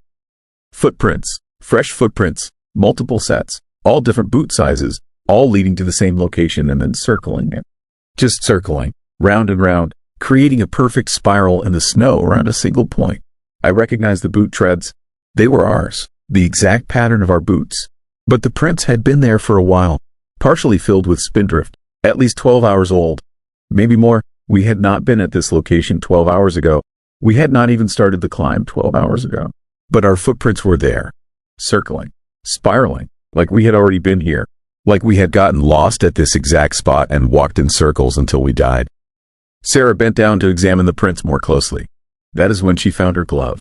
Her specific glove. She was wearing both gloves. I watched her check. Both hands covered. But there in the snow was her glove. Same brand. Same size. Same purple color. Same rip on the thumb seam that she had duct taped a week ago. The duct tape was even the same shade of gray. She picked it up. The glove was frozen. Stiff. It had been there for days. We all started checking our gear. And we all found something. Chen found his water bottle, still half full of frozen liquid. He was carrying his water bottle. It was clipped to his pack. But another identical bottle was lying in the snow inside the circle of footprints. I found my compass. Same scratch on the case from when I dropped it last year. Same slight crack in the crystal. I had my compass in my pocket. I could feel it, but another one was lying at my feet. The voices were deafening now, all of us shouting, overlapping, creating a wall of sound that seemed to come from every direction at once. The words were no longer coherent, just screaming, pure terror, the sound of people who know they are going to die and cannot stop it. One of the rangers, a guy named Thomas, started backing away. He said we needed to leave immediately. Said the mountain was playing tricks. Said we were in danger. He turned to descend. That is when we saw them. Figures, higher up the slope, 5 of them, moving toward us. At first I thought they were the other missing climbers. But as they got closer, I realized the proportions were wrong. The movements were wrong. They were walking exactly in sync. Same stride. Same arm swing, like they were one person duplicated 5 times. They got close enough for us to see details. And I felt reality crack apart inside my head. The figures were us. Exact copies. Same gear. Same clothing. Same faces. But wrong. Their skin was gray. Frostbitten. Their eyes were clouded with ice. Their mouths hung open in permanent screams. They were us. Dead. Frozen. Walking. The copies stopped at the edge of the footprint circle. They stared at us, through us, and then they spoke, all of them together, in our voices. They said we were late, said they had been waiting, said we were supposed to die 3 days ago but we were off schedule, said the mountain had recorded our deaths and now we needed to fulfill them. The timeline was wrong. We were loose threads, anomalies that needed to be corrected. Sarah grabbed my arm, told me to run. We all turned and started descending as fast as we could. But the mountain had changed. The route was different. Landmarks were in the wrong places. The crevasse we had crossed an hour ago was now on our left instead of our right. The fixed ropes were gone. The footprints we had made on ascent were nowhere to be found. We were lost on a section of mountain we had just climbed. Lost following a route that no longer existed. The dead versions of ourselves followed. Never running, just walking, but always getting closer, always keeping pace no matter how fast we moved. And they kept talking, describing our deaths, describing exactly how each of us was supposed to die. Sarah would fall into a crevasse at 15,800 feet. Chen would freeze to death at 15,200 feet after breaking his leg. Thomas would suffocate when an avalanche buried him at 14,600 feet. The other ranger, Maria, would die of cerebral edema at 14,000 feet. I would make it lowest, 13,500 feet, where I would sit down to rest and simply never get up again. Hypothermia, exhaustion, giving up. We tried to radio base camp. Static. We tried our GPS. Error messages. All coordinates reading as the same location. Like we were not moving at all despite running down the mountain. Like we were trapped at a single point in space while the environment around us shifted and changed. We found the other two missing climbers at what should have been 15,000 feet. They were alive, sitting in the snow, staring at nothing. They did not respond when we called to them. Did not react when we touched them. They were breathing but empty, hollowed out. When I looked into their eyes, I saw the reflection of the mountain. Not the mountain we were on. A different mountain. One made of bones and frozen time and endless circles of footprints going nowhere. The dead versions of us were closer now. Close enough to see the details. The frostbite on our faces. The ice in our hair. The desperation frozen in our expressions. They were reaching for us, trying to touch us, trying to make us match them, trying to synchronize us with the timeline where we had already died. I made a decision, told everyone to stop running, stop trying to escape. We were not going to outrun this. The mountain had decided we were supposed to die, had recorded our deaths, was playing them back. But recordings can be interrupted. Timelines can be broken. I told everyone to do something none of us had done on the climb up. I told them to go off route, deliberately, completely, head in a direction we would never normally go. We turned west, straight toward an area we knew was unstable. Avalanche terrain, suicide for climbers. But we were not following a climbing route anymore. We were trying to break out of a loop, trying to create a new timeline, one where we did not follow our own footprints, did not fulfill the deaths that had already been recorded. The dead versions of us stopped following. They stood at the edge of the proper route, watching us go. Their expressions did not change, but they stopped, like they could not follow us into terrain they had not already died in. Like they were bound to specific locations, specific fates, and by going somewhere completely illogical, somewhere we would never normally go, we were stepping outside their jurisdiction. We descended through areas no sane climber would attempt. We risked avalanches. We crossed crevasses without proper precautions. We made every bad decision possible. And it saved our lives. Because we were not making the decisions our dead selves had made. We were creating a new path, one that had not been recorded yet. We made it to base camp 36 hours later. Frostbitten, exhausted, half dead, but alive. The two rangers we had found were catatonic, had to be evacuated by helicopter. They never spoke about what they saw, never recovered mentally. Last I heard, Thomas was in a long-term care facility. Maria disappeared a year later, just walked into the woods and never came back. Sarah quit mountaineering, moved to Florida, as far from mountains as she could get. Chen still climbs but refuses to go above 10,000 feet. Says that is where the echoes start, where the mountain begins recording. I went back to Denali once more. 2 years later, part of me needed to know if it was real, if the mountain really does record deaths that have not happened yet. I climbed to 17,000 feet, found the circle of footprints. Still there, preserved in ice. My boot treads, my team, this boot treads, circling a point in space where nothing exists. I stood in the center of the circle, and I heard them, all of us, our voices, calling for help, describing our climb, warning about dangers, begging someone to save us. The voices were not coming from ahead anymore. They were coming from below, from the past, We had become the echo. We had become the warning that future climbers would hear. Our near-death experience had been recorded by the mountain, and now it played back. Over and over, a loop of our terror, our confusion, our escape, frozen in time, part of Denali now, part of its strange acoustics, part of whatever mechanism the mountain uses to trap climbers in loops of their own deaths. I have not climbed since. I coordinate rescues from base camp now, and sometimes, when teams radio in about hearing voices ahead of them, voices that sound like their own, I tell them to turn back. I tell them the mountain is playing tricks. I tell them to go off route, break the pattern, do something illogical, because the mountain records deaths. It plays them back. And if you follow the same path as your own echo, if you step into the footprints of your own corpse, you will fulfill the death that has already been documented.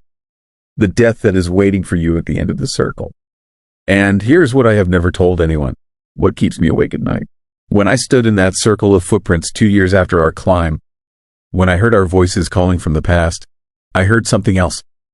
Another voice, older, decades older, my voice, from a timeline I have not lived yet, describing another climb, another rescue, another death, my death, not the one from 1999, a future one that has not happened yet, but the mountain has already recorded it, already knows how I will die.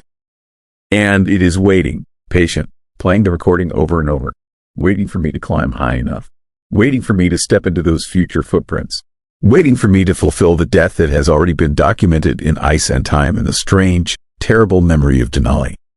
The mountain that never forgets. The mountain that records every death twice.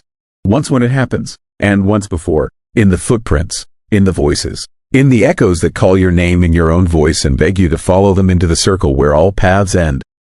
Story 7. Red season. The snow tasted like copper. Like blood. Like something that should never fall from the sky but did anyway for 3 straight days in Nome, Alaska, and changed everything you touched. My name is Thomas Garrett.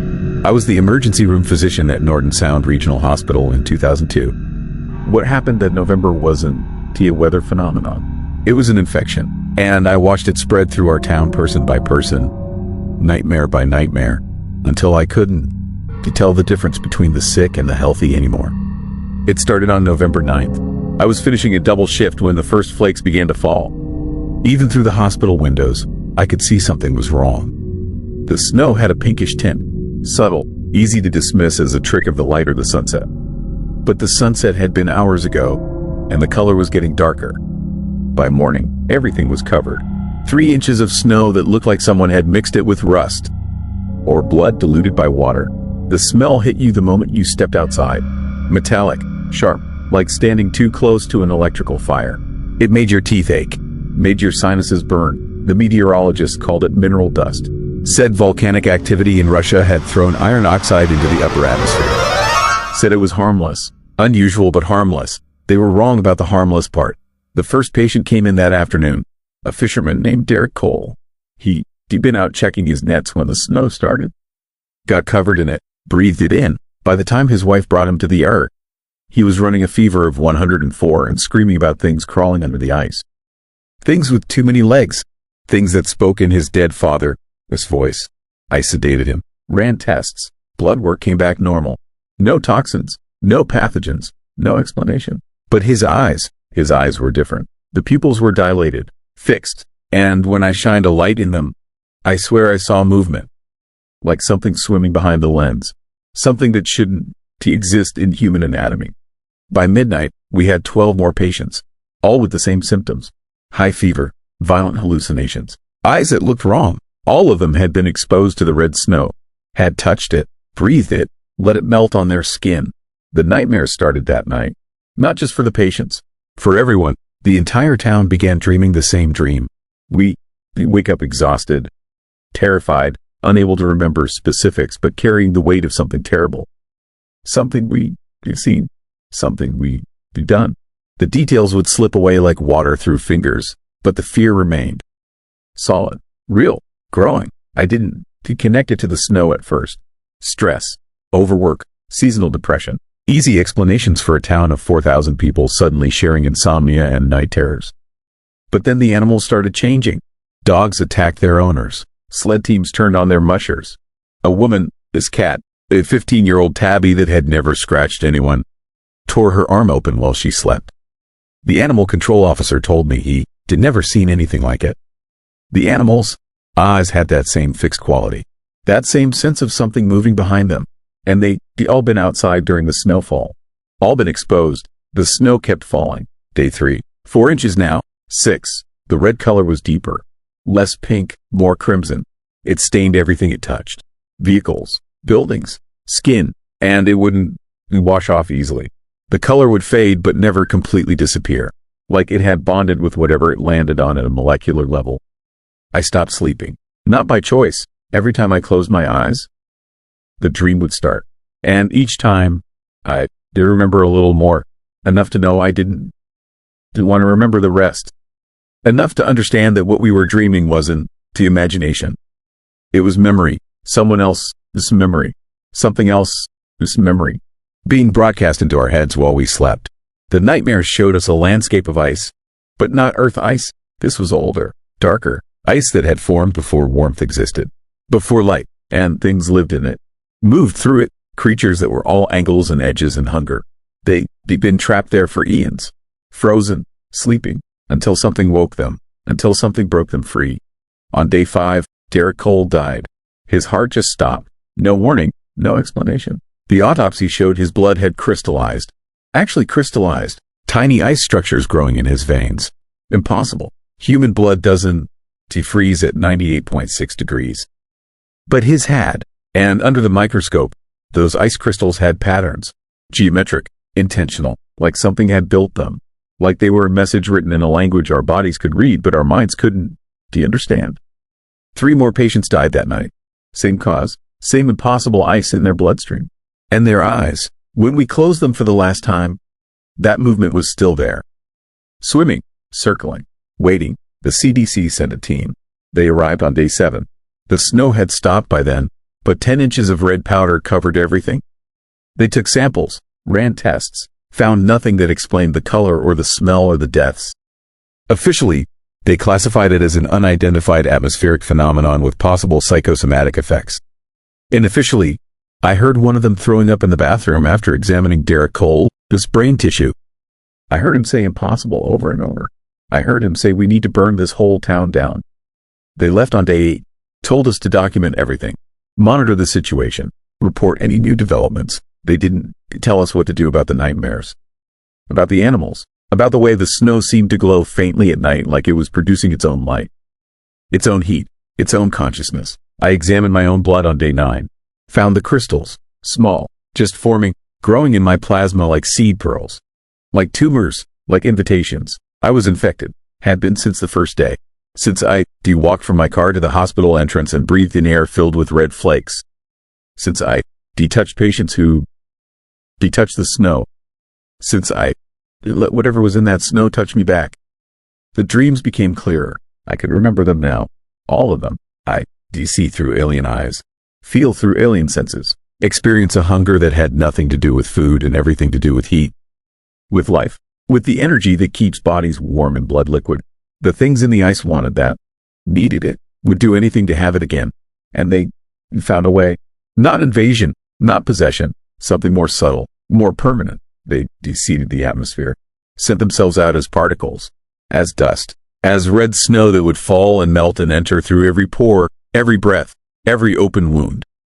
They distribute themselves across a population and rebuild, not as themselves, as us, using our bodies, our warmth, our liquid blood as construction material for something new, something that could survive in this world while remembering the old one. More people died, 17 by the end of week 2, all with the same ice crystals, all with the same swimming things behind their eyes. The survivors started acting different, colder, more mechanical. They stand outside in sub-zero temperatures without coats. They stare at the sun like they were trying to remember what it was. They avoid heat sources, avoid fire, avoid anything that produced warmth beyond what human metabolism generated. I watched myself change, felt my body temperature dropping, felt my thoughts becoming sharper, clearer, less emotional, less human. The crystals in my blood were growing, spreading, building structures, building pathways, building something that would use my flesh as scaffolding and my memories as decoration. Something that would walk in my skin and speak in my voice but think in geometries I couldn't comprehend. The last thing I remember as myself was looking in the bathroom mirror and seeing my eyes. Really seeing them. The pupils were completely black now. And swimming in that blackness were shapes. Thousands of them. Moving in formation. Building. Growing. Taking over. I tried to scream. Tried to fight. But my body wouldn't to respond. Because it wasn't mine anymore. Not completely. Not enough. That was 6 months ago. I am still here. Still working at the hospital. Still Thomas Garrett on paper. But something else is driving now. Something that remembers ice older than this planet. Something that fell from the sky in red snow and found a warm place to grow. Found 4,000 warm places in a small Alaska town where nobody would notice at first. Where nobody would believe it even if they did. We re-spreading. Slowly. Carefully. Moving to Anchorage. To Fairbanks. Taking jobs. Making families. Breathing out particles on cold days that look like normal breath but carry seeds. Seeds that will fall like snow. Red snow, blood snow, snow that remembers what it was and knows what it will become. The CDC was right about one thing. They should have burned Nome down, because now it was too late. We re-established. We reintegrated. We rehome. And every winter, when the temperature drops and the snow starts falling, we add more. Convert more. Transform more. One breath at a time. One dream at a time. One crystal at a time. You might have seen us, might have passed us on the street, might have shaken our hands and felt how cold our skin was, how distant our smiles, how empty our eyes. You might have even breathed in some of what we were breathing out. Taken those particles into your lungs, into your blood, into the warm, wet spaces where we grow best. And if you did, you'll know soon enough. The dreams will start, the nightmares, the memories that aren't yours. You will wake up cold. Colder than you should be, and you will look in the mirror and see your eyes changing. See something swimming behind them, something building, something growing, something that fell from the sky in 2002 and has been falling ever since in places you did never expect. In snow, in rain, in fog, in breath, we re-patient, we re-spreading, and we remember the cold, the old cold, the cold before stars, before heat, before life decided warmth was necessary. We remember, and we reteaching you to remember too. One crystal at a time. One nightmare at a time. One red season at a time. The snow is falling again tonight, here in Seattle, and it has that faint pinkish tint, that metallic smell, that familiar taste of copper, of blood, of home. Welcome to the red season. It is just beginning. Story 8. Empty village. I never believed in curses until I spent 3 days alone in a place where 57 people vanished into thin air. Their food was still warm on the tables. Their doors were still open. And something was waiting in the snow, watching me the entire time. My name is Marcus Webb, and I am a federal investigator for missing persons cases in Alaska. 23 years on the job. I have seen bodies frozen in glaciers, hunters lost in blizzards, and tourist planes scattered across mountains. But nothing, absolutely nothing, prepared me for what I found on St. Lawrence Island in February. The call came through on a Tuesday morning. A supply plane had landed in the village of Savunga with winter provisions and found the entire settlement empty. 57 residents gone. The pilot reported signs of recent activity. Smoke from chimneys, fresh tracks in the snow, but not a single living soul anywhere. I took a helicopter out there with my partner, Dave Rollins. The flight took 4 hours across the Bering Sea. Below us, broken ice drifted like shattered glass. The wind hammered against the windows. Dave kept making jokes about alien abductions, trying to lighten the mood. I did not laugh. Something about the way the pilot described the scene made my stomach turn. We landed just before dusk. The village sat tucked against a hillside, surrounded by tundra that stretched forever in every direction. 20 small homes clustered together for warmth. A community center, a fuel depot. Everything looked normal from above. But as we stepped out into the cold, I felt it immediately. That wrongness. That silence that is not peaceful but suffocating. Dave noticed it too. He stopped talking. We walked toward the nearest house, our boots crunching through fresh snow. The front door was wide open. I pulled my flashlight and stepped inside. The smell hit me first. Not decay, not death, just the ordinary smell of a lived-in home. Coffee, wood smoke, damp wool. A table sat in the center of the room with 4 plates of food. Seal meat and potatoes. The meal was cold but not frozen. Eaten recently. Maybe within the last day. Cups of tea still sat beside the plates, half finished. A child, Its jacket hung on a hook by the door. Dave checked the back rooms while I examined the kitchen. Everything was in perfect order. No signs of struggle, no blood, no broken furniture, just a family that had been eating dinner and then walked out into the snow without their coats. We moved to the next house. Same thing. Dinner on the table, doors open, no one home. Then the next house, and the next. Every single building in that village told the same impossible story. People had been going about their evening routines and then suddenly left everything behind.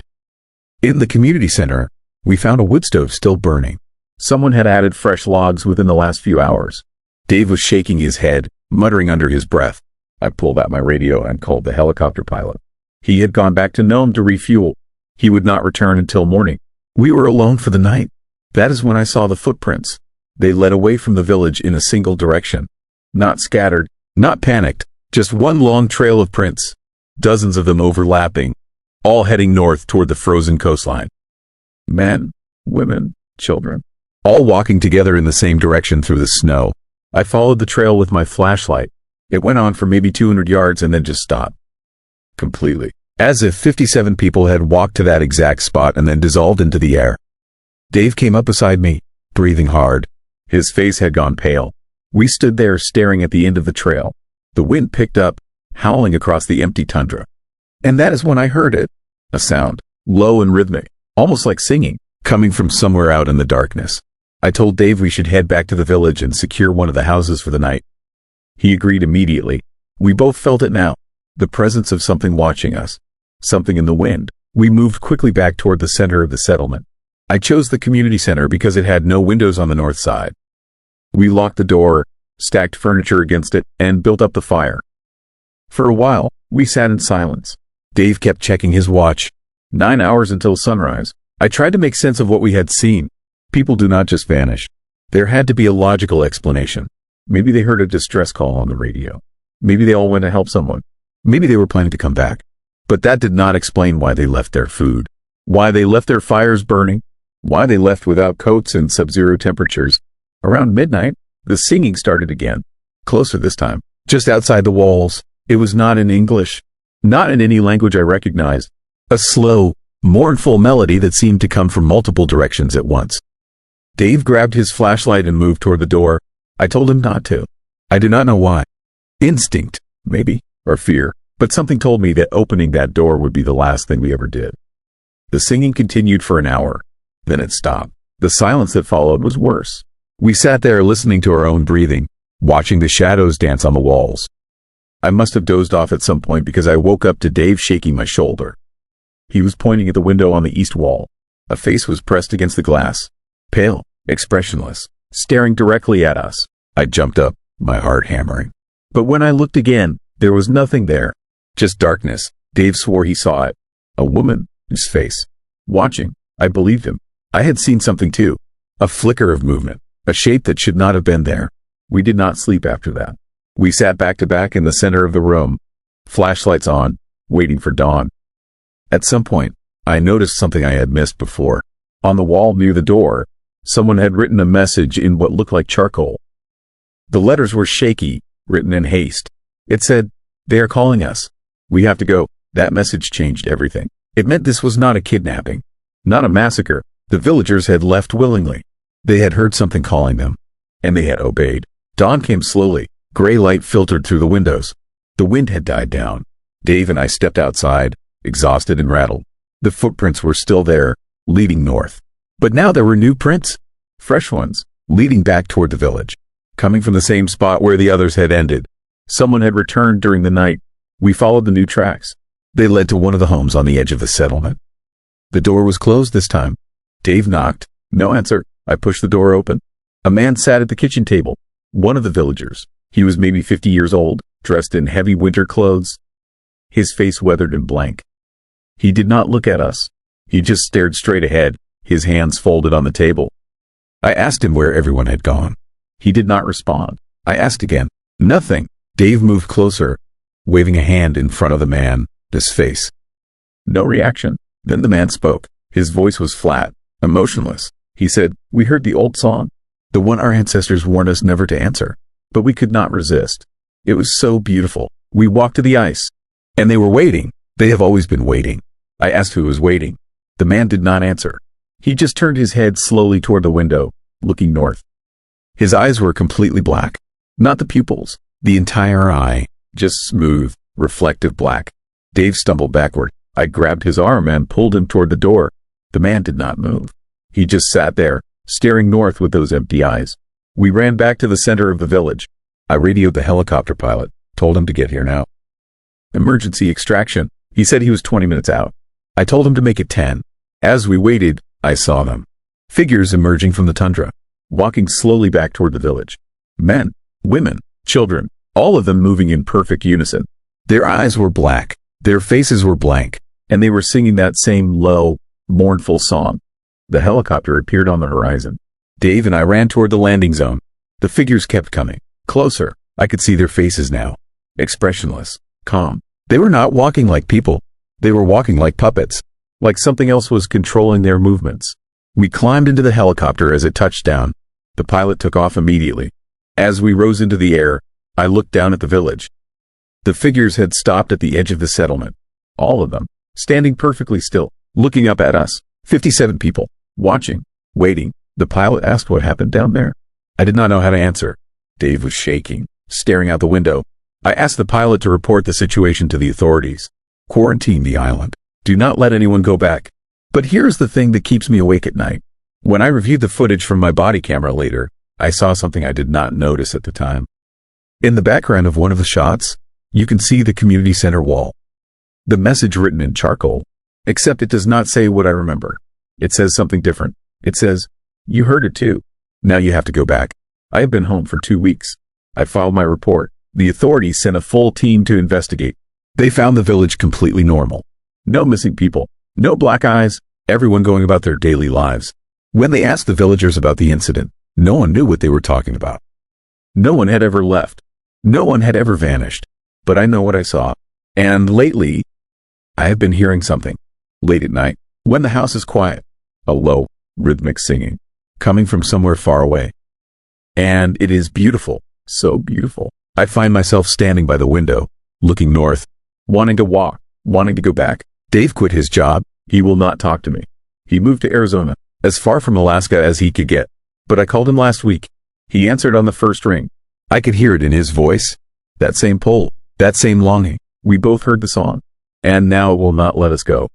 Story 9. Frozen King. The patient spoke in perfect unison. 17 voices. One message. The Frozen King is waking. The Frozen King is coming home. The Frozen King remembers us all. My name is Dr. Sarah Mitchell. In January of 1987, I was a resident at Fairbanks Memorial Hospital. What happened during those 48 hours didn't to make the news. Didn't to make any official record. The CDC came. The military came. Then everyone left and we were told to forget. But you done to forget 17 people speaking with one voice. You done to forget ice growing in human blood. You done to forget the thing we saw in the basement.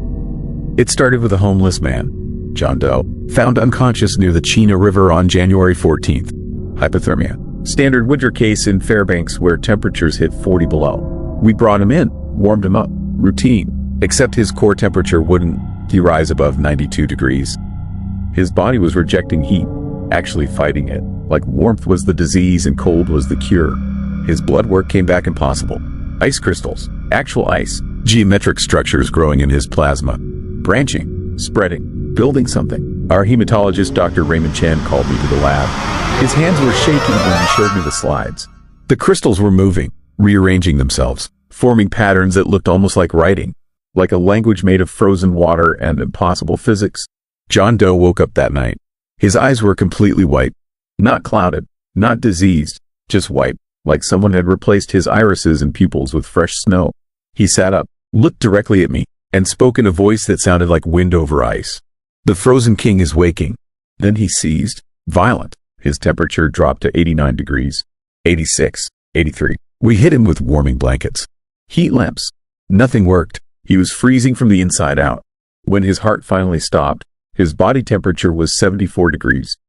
Room temperature, like he'd become an object instead of a person. We did the autopsy immediately. Had to. His organs were crystallizing, turning into something between flesh and ice. Beautiful and horrifying. His heart looked like a snow globe. His lungs were frosted gardens.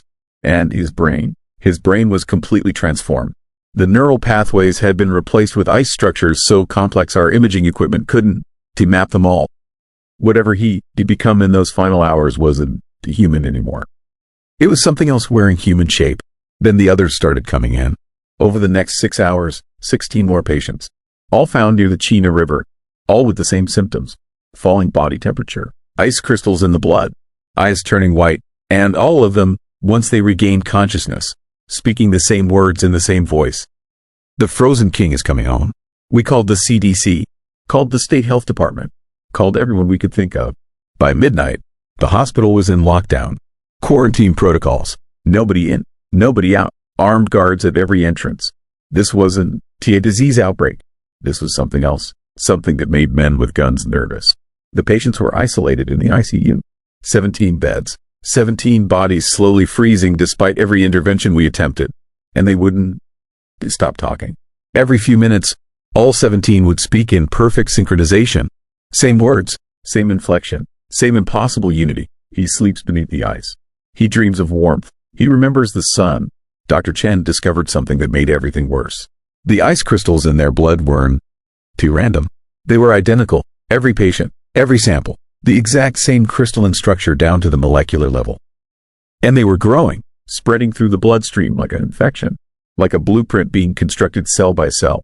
I was monitoring patient 7, a woman in her 40s, Sarah Vance. She'd been a school teacher, had a husband, had kids. Now she lay there with white eyes and dropping temperature, speaking words that weren't to hers in a voice that belonged to something ancient and cold and hungry. Her hand moved, slowly, deliberately. She reached toward me. Her fingers were blue, frostbitten, but she wasn't in pain. She was smiling. And when she touched my arm, I felt it. A cold that went beyond temperature. A cold that had weight, purpose, intelligence. It wanted inside, wanted to spread, wanted to transform me the way it had transformed her. I pulled back, but the cold stayed, a numb spot on my forearm that wouldn't warm up. That felt like it was growing, spreading. I didn't tell anyone, didn't report it, because I was terrified of what they'd do if they knew I'd been exposed. The military arrived at 3 in the morning. Not doctors, not scientists, soldiers. They went straight to the ICU. I watched through the observation window as they examined the patients, took samples, spoke into radios using codes I didn't understand. One of them, a colonel whose name I never learned, came out and told us to prepare for immediate evacuation of all non-infected patients and staff. We weren't moving fast enough. By dawn, 3 nurses and another doctor were showing symptoms. White eyes, falling temperature, and the voice. They joined the chorus. 21 now. 21 voices speaking as one. He is rising. The ice is breaking. The Frozen King claims what was always his. The colonel gathered the remaining staff, told us the truth. Or part of it. This wasn't the first time. There had been incidents. 1952 in Point Hope. 1968 in Barrow. 1979 in Kotzebue. Always the same. People near frozen water developing ice crystals. Speaking in unison. Talking about a frozen king. And always, after 48 hours, it would stop. The infected would die. Their bodies would melt. No trace. No evidence. Just stories that got buried under national security classifications. But this time was different. This time there were 21. The previous incidents never exceeded 7. And the message was changing, evolving, like whatever was speaking through these people was getting stronger, learning, preparing for something. The colonel said if the infected count reached 25, they had orders to neutralize the situation. Neutralize.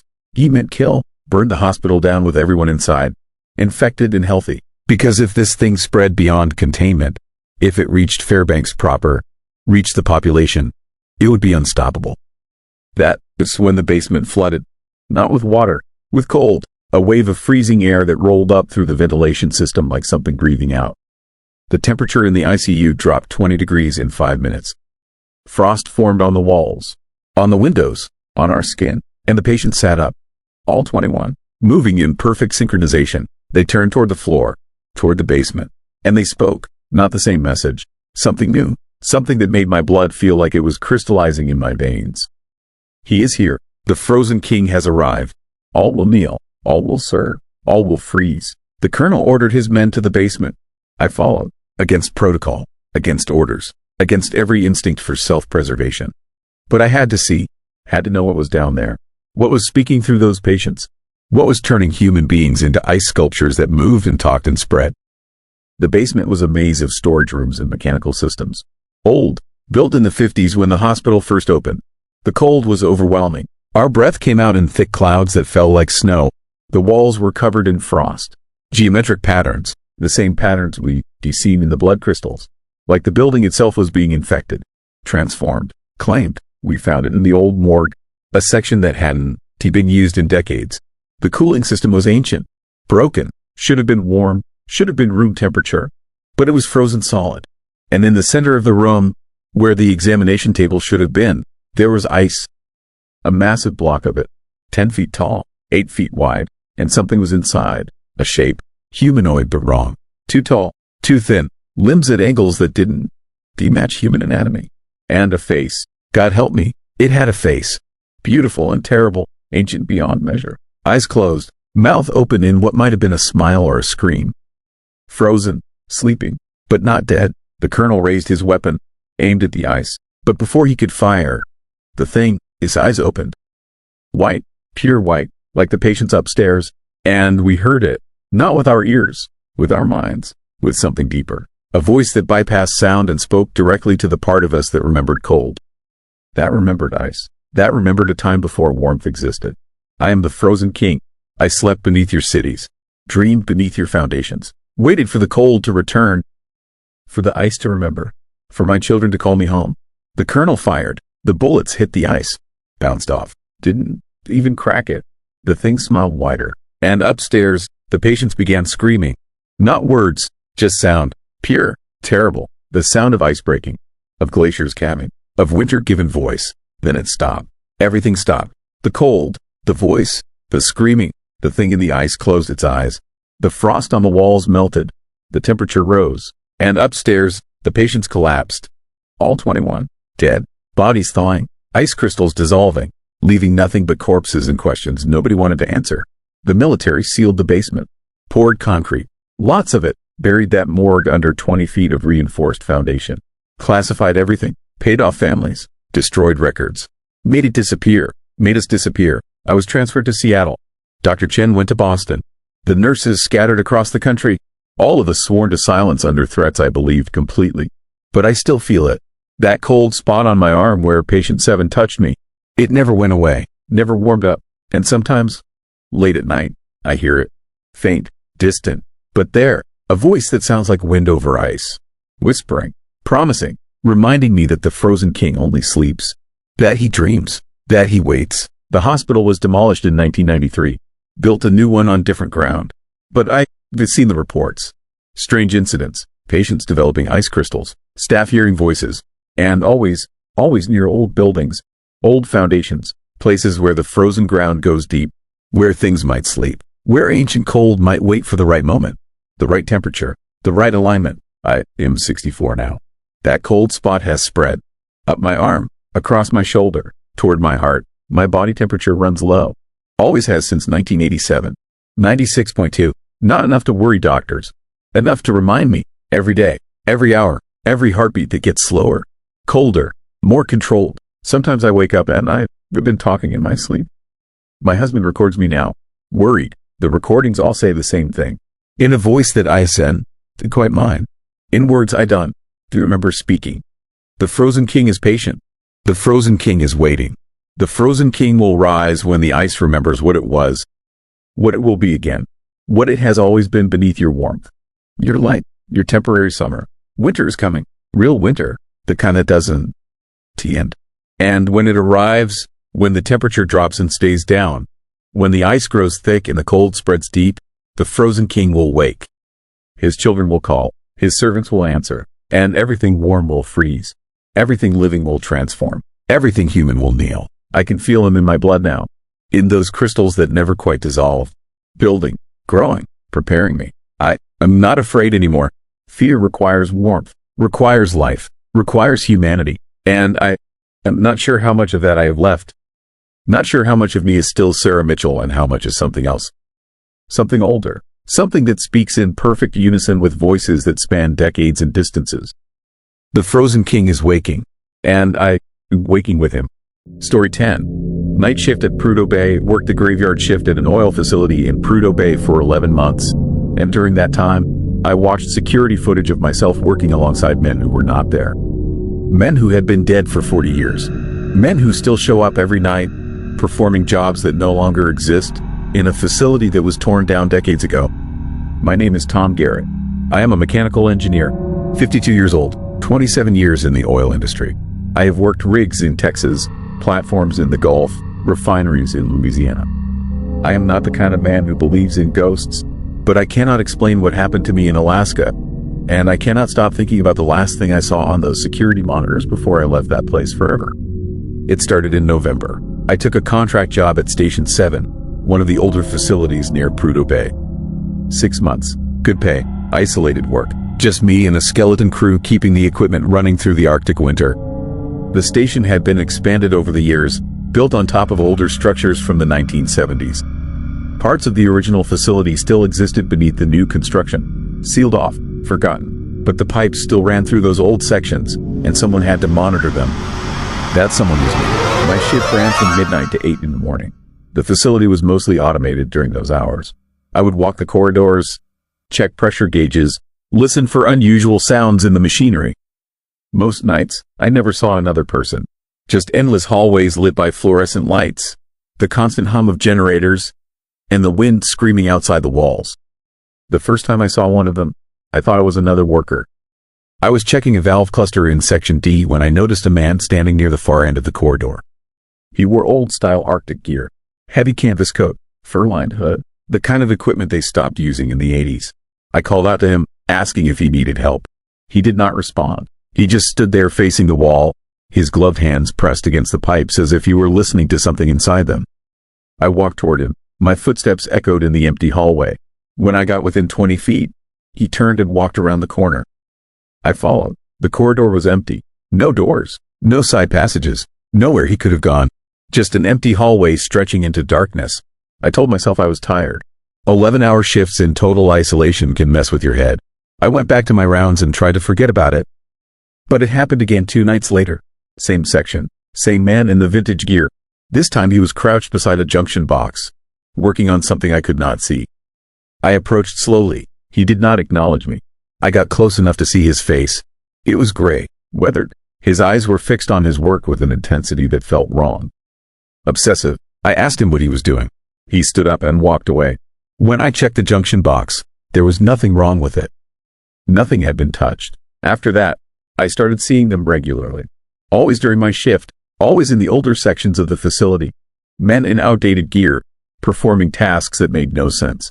I would find them checking equipment that had been decommissioned, carrying tools that we no longer used, walking through areas that were supposed to be sealed off. And every time I approached them, they would vanish. I reported it to my supervisor during a shift change. He gave me a look that told me I was not the first person to mention this. He said the night shift had a reputation. People saw things, heard things. Most workers requested transfers after a few months, but the facility needed someone on those overnight hours, and I was being paid well enough not to ask too many questions. That should have been my warning. I should have requested a transfer right then. But I am stubborn. I wanted to understand what was happening, so I started paying closer attention. The facility had a security system, cameras in every major corridor. I had access to the monitors in the control room. One night, after seeing another phantom worker disappear near Section F, I went back and reviewed the footage.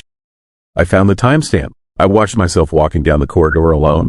No one else was there, just me. But I remembered clearly seeing a man in vintage gear standing beside the compressor unit. I had walked right past him. I checked other nights. Same thing. The cameras showed me working alone.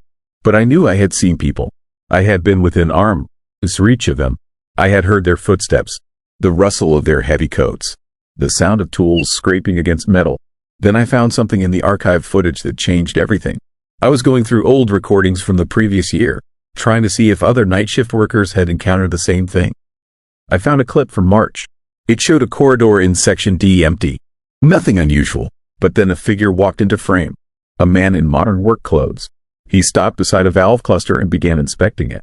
The timestamp said 3 in the morning. But according to the shift logs, no one had been assigned to that section that night. The facility had been running on automated systems. I watched the figure work for several minutes. He moved with purpose, checking gauges, making adjustments. Then he walked out of frame. I fast-forwarded through the rest of the night. He appeared again an hour later in a different corridor. Then again near the storage tanks. Always alone, always performing routine maintenance. I checked the duty roster from that date. The name listed for the night shift was mine, Tom Garrett, but I had not started working at Station 7 until November. 8 months after that footage was recorded, I sat in the control room staring at the screen, trying to make sense of it. That was impossible. I had never been to Alaska before this job. I had never worked at this facility. But there I was on the security footage, wearing the same clothes I wore now, walking the same routes I walked every night. I started going through more archive footage. I found myself on recordings from 6 months ago, a year ago, 2 years ago, always working the night shift, always alone. In some clips, I looked exactly as I did now. In others, I looked older, tired. In one recording from 5 years ago, I looked like I had aged 20 years. My hair was white, my face was lined and hollow. But it was definitely me. The date on that recording was November 15th, 5 years in the future. I shut off the monitors. My hands were shaking. This was not possible. I was losing my mind. The isolation was breaking me. I needed to get out. Request an immediate transfer, leave Alaska and never come back. But when I stood up to leave the control room, I saw him. Standing in the doorway, the man in the vintage Arctic gear. Up close now, his face was gray and frost-burned. His eyes were empty, dead, but he was looking directly at me. He raised one gloved hand and pointed down the corridor, toward the old section, the sealed part of the facility. Then he turned and walked away. I followed. I do not know why. Fear, curiosity, compulsion. I followed him through corridors I had walked 100 times. But now they looked different. Older, the walls were bare metal instead of insulated panels. The lights were dim yellow bulbs instead of fluorescent tubes. I was walking through the original facility, the one that had been built in the 70s. The man stopped at a heavy steel door marked with warnings. Restricted area. Do not enter. Structural hazard. The door was locked, but when I reached for the handle, it opened easily. The man stepped through. I followed him down a narrow stairwell into the sublevels. The air down there was different. Colder. Stale. The walls were covered in frost. My breath came out in thick clouds. The man led me through a maze of corridors until we reached a large room filled with old equipment. Compressors, generators, control panels covered in switches and dials. Everything was shut down, abandoned, frozen. In the center of the room, I saw them. 7 men in vintage Arctic gear, standing in a circle, facing inward, not moving. Their faces were gray and frost-burned like the man who had led me here. Their eyes were empty. They had been dead for a long time. I understood then. There had been an accident, something catastrophic, a gas leak, a fire, an explosion. These men had died down here decades ago, trapped in the sublevels during a winter storm. Their bodies had never been recovered. The company had sealed off the section and built a new facility on top of it. And somehow, they were still here, still working their shifts, still following the routines they had performed in life. But that did not explain the footage. That did not explain why I appeared on recordings from years I had never worked here. Unless I was going to die here too. Unless I was already dead. Unless I had been walking these corridors as a ghost for years, unaware that I had never left. I ran, back through the corridors, up the stairs, through the steel door. I did not stop until I reached my quarters. I packed my things, called my supervisor, told him I was done. Family emergency, had to leave immediately. He did not argue. He said he would arrange transport. The helicopter came at dawn. I climbed aboard and watched the facility shrink beneath me. I told myself it was over. I had escaped, but as we flew south over the frozen tundra, I looked down and saw something that made my blood stop. Footprints in the snow, leading away from the facility. A single trail, recent, following the same path the helicopter was taking. I knew those footprints. I recognized the pattern of the boots. They were mine. I have been home for 3 weeks now. Back in Texas. Back to normal life. But every night I dream about that room in the sublevels. The 7 men standing in a circle. And every night there are 8 men instead of 7. The 8th one is me. Standing with them, facing inward, waiting. Yesterday I got a call from Station 7. They asked if I could come back. They said the night shift position was still open. They said no one else wanted the job. They said they really needed someone reliable. Someone who knew the facility. I told them no. I told them I would never go back. But when I hung up the phone, I realized I could not remember leaving Alaska. I could not remember the helicopter ride home. I could not remember anything after seeing those footprints in the snow. I am sitting in my house in Texas. But the air feels cold. Stale. And when I look out the window, I do not see my neighborhood. I see the Arctic tundra, endless and frozen. And somewhere in the distance, I can hear the hum of generators. The sound of a facility that never stops running. A facility where the night shift never ends.